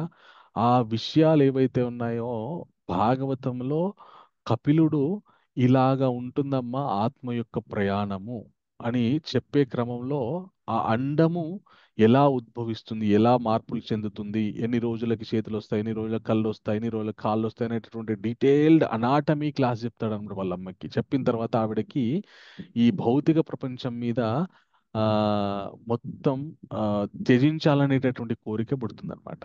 అలాగ తన తల్లికి ఆ మానవ జీవితంలో ఉన్నటువంటి రహస్యాలన్నీ చెప్పిన తర్వాత ఆవిడకి జ్ఞానం వచ్చి ఆవిడ కూడా గొప్ప భక్తురాలైపోతుంది. అలాగా తన తల్లిని ఉద్ధరించడానికి వచ్చినటువంటి మహర్షి కపిలుడు అన్నమాట. ఇదే కపిలుడు మనకి రామాయణంలో కూడా వస్తారనమాట. ఆయన ఆ తపస్సు చేసుకుంటూ ఉంటే సగర చక్రవర్తి యొక్క కుమారులు వెళ్ళి ఆయనని మన ఆ అశ్వమేధ యజ్ఞానికి సంబంధించినటువంటి గుర్రం ఆయన దగ్గర ఆ, ఉంది అని చెప్పి ఆయనే దొంగలించారని ఆయన మీద ఆ, కోపంతో ఆయన మీదకి వెళ్తారు. ఆయన వాళ్ళందరినీ కూడా ఆ ఆయన ఒక్క హుంకారంతో అనే హుంకారంతో వాళ్ళందరూ కూడా భస్మం అయిపోయి పడిపోతారనమాట. మళ్ళీ వాళ్ళందరినీ ఉద్ధరించడానికి భగీరథుడు ఘోర తపస్సు చేసి గంగాదేవిని తీసుకొస్తాడనమాట. సో ఇది కపిల భగవాన్ గురించి ఉన్నటువంటి కొన్ని విశేషాలు. ఓకే మాతాజీ, చాలా చాలా సంతోషం. Thank you thank you. Prabhuji. Hare Krishna. ఇది భాగవతంలో 23వ స్కందం 25వ అధ్యాయంలో ఉంది. నాకు సరిగా అర్థం కాలేదు. అది కరెక్ట్ గా ఈ పాయింట్ ఈ రోజు వచ్చింది కాబట్టి అడిగాను. Thank you Prabhuji. Okay Mataji, మంచిగా హరే కృష్ణ. హరే కృష్ణ. చెప్పారు. లక్ష్మీ ప్రకాష్ ప్రభు, మీకు ప్రశ్న ఉందా?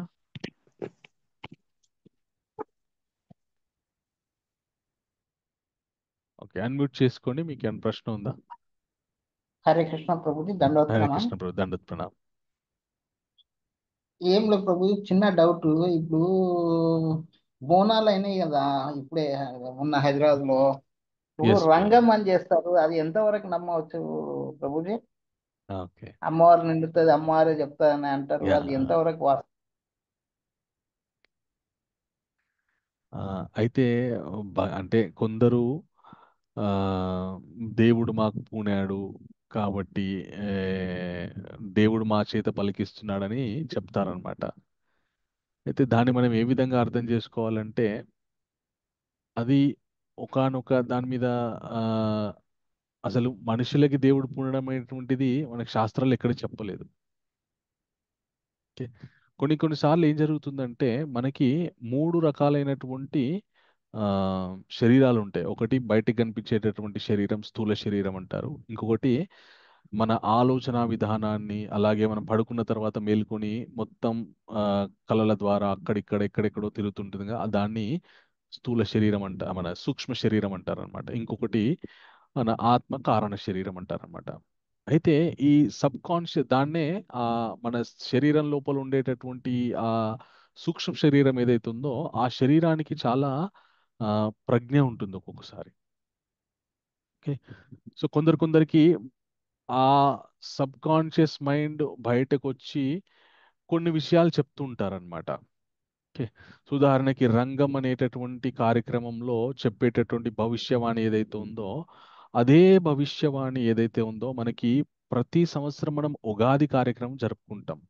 ఉగాది కార్యక్రమం జరుపుకున్నప్పుడు ఉగాది పండుగ జరుపుకున్నప్పుడు కొత్త పంచాంగం వస్తుంది మనకి. ఆ పంచాంగంలో మన పంచాంగంలో ఆ సంవత్సర కాలం ఎలా ఉండబోతుందో క్లియర్గా రాసి ఉంటుంది. వర్షాలు ఈ సంవత్సరం సమృద్ధిగా పడతాయా లేదా, కరువు వస్తుందా లేదా, అలాగే ఈ సంవత్సరము ఈ దేశంలో ఏం జరగబోతుంది అనేటువంటి ముఖ్యమైనటువంటి అంశాలు మనకి పంచాంగంలో కూడా ఉంటాయి. మనం అది కూడా చదువుకోవచ్చు. కానీ మనం ఏంటంటే చదవం కాబట్టి ఎవరో అంటే మనకి చెప్పడం వల్ల నమ్ముతాం. మనం నమ్మడం వల్ల ఏం జరుగుతుందంటే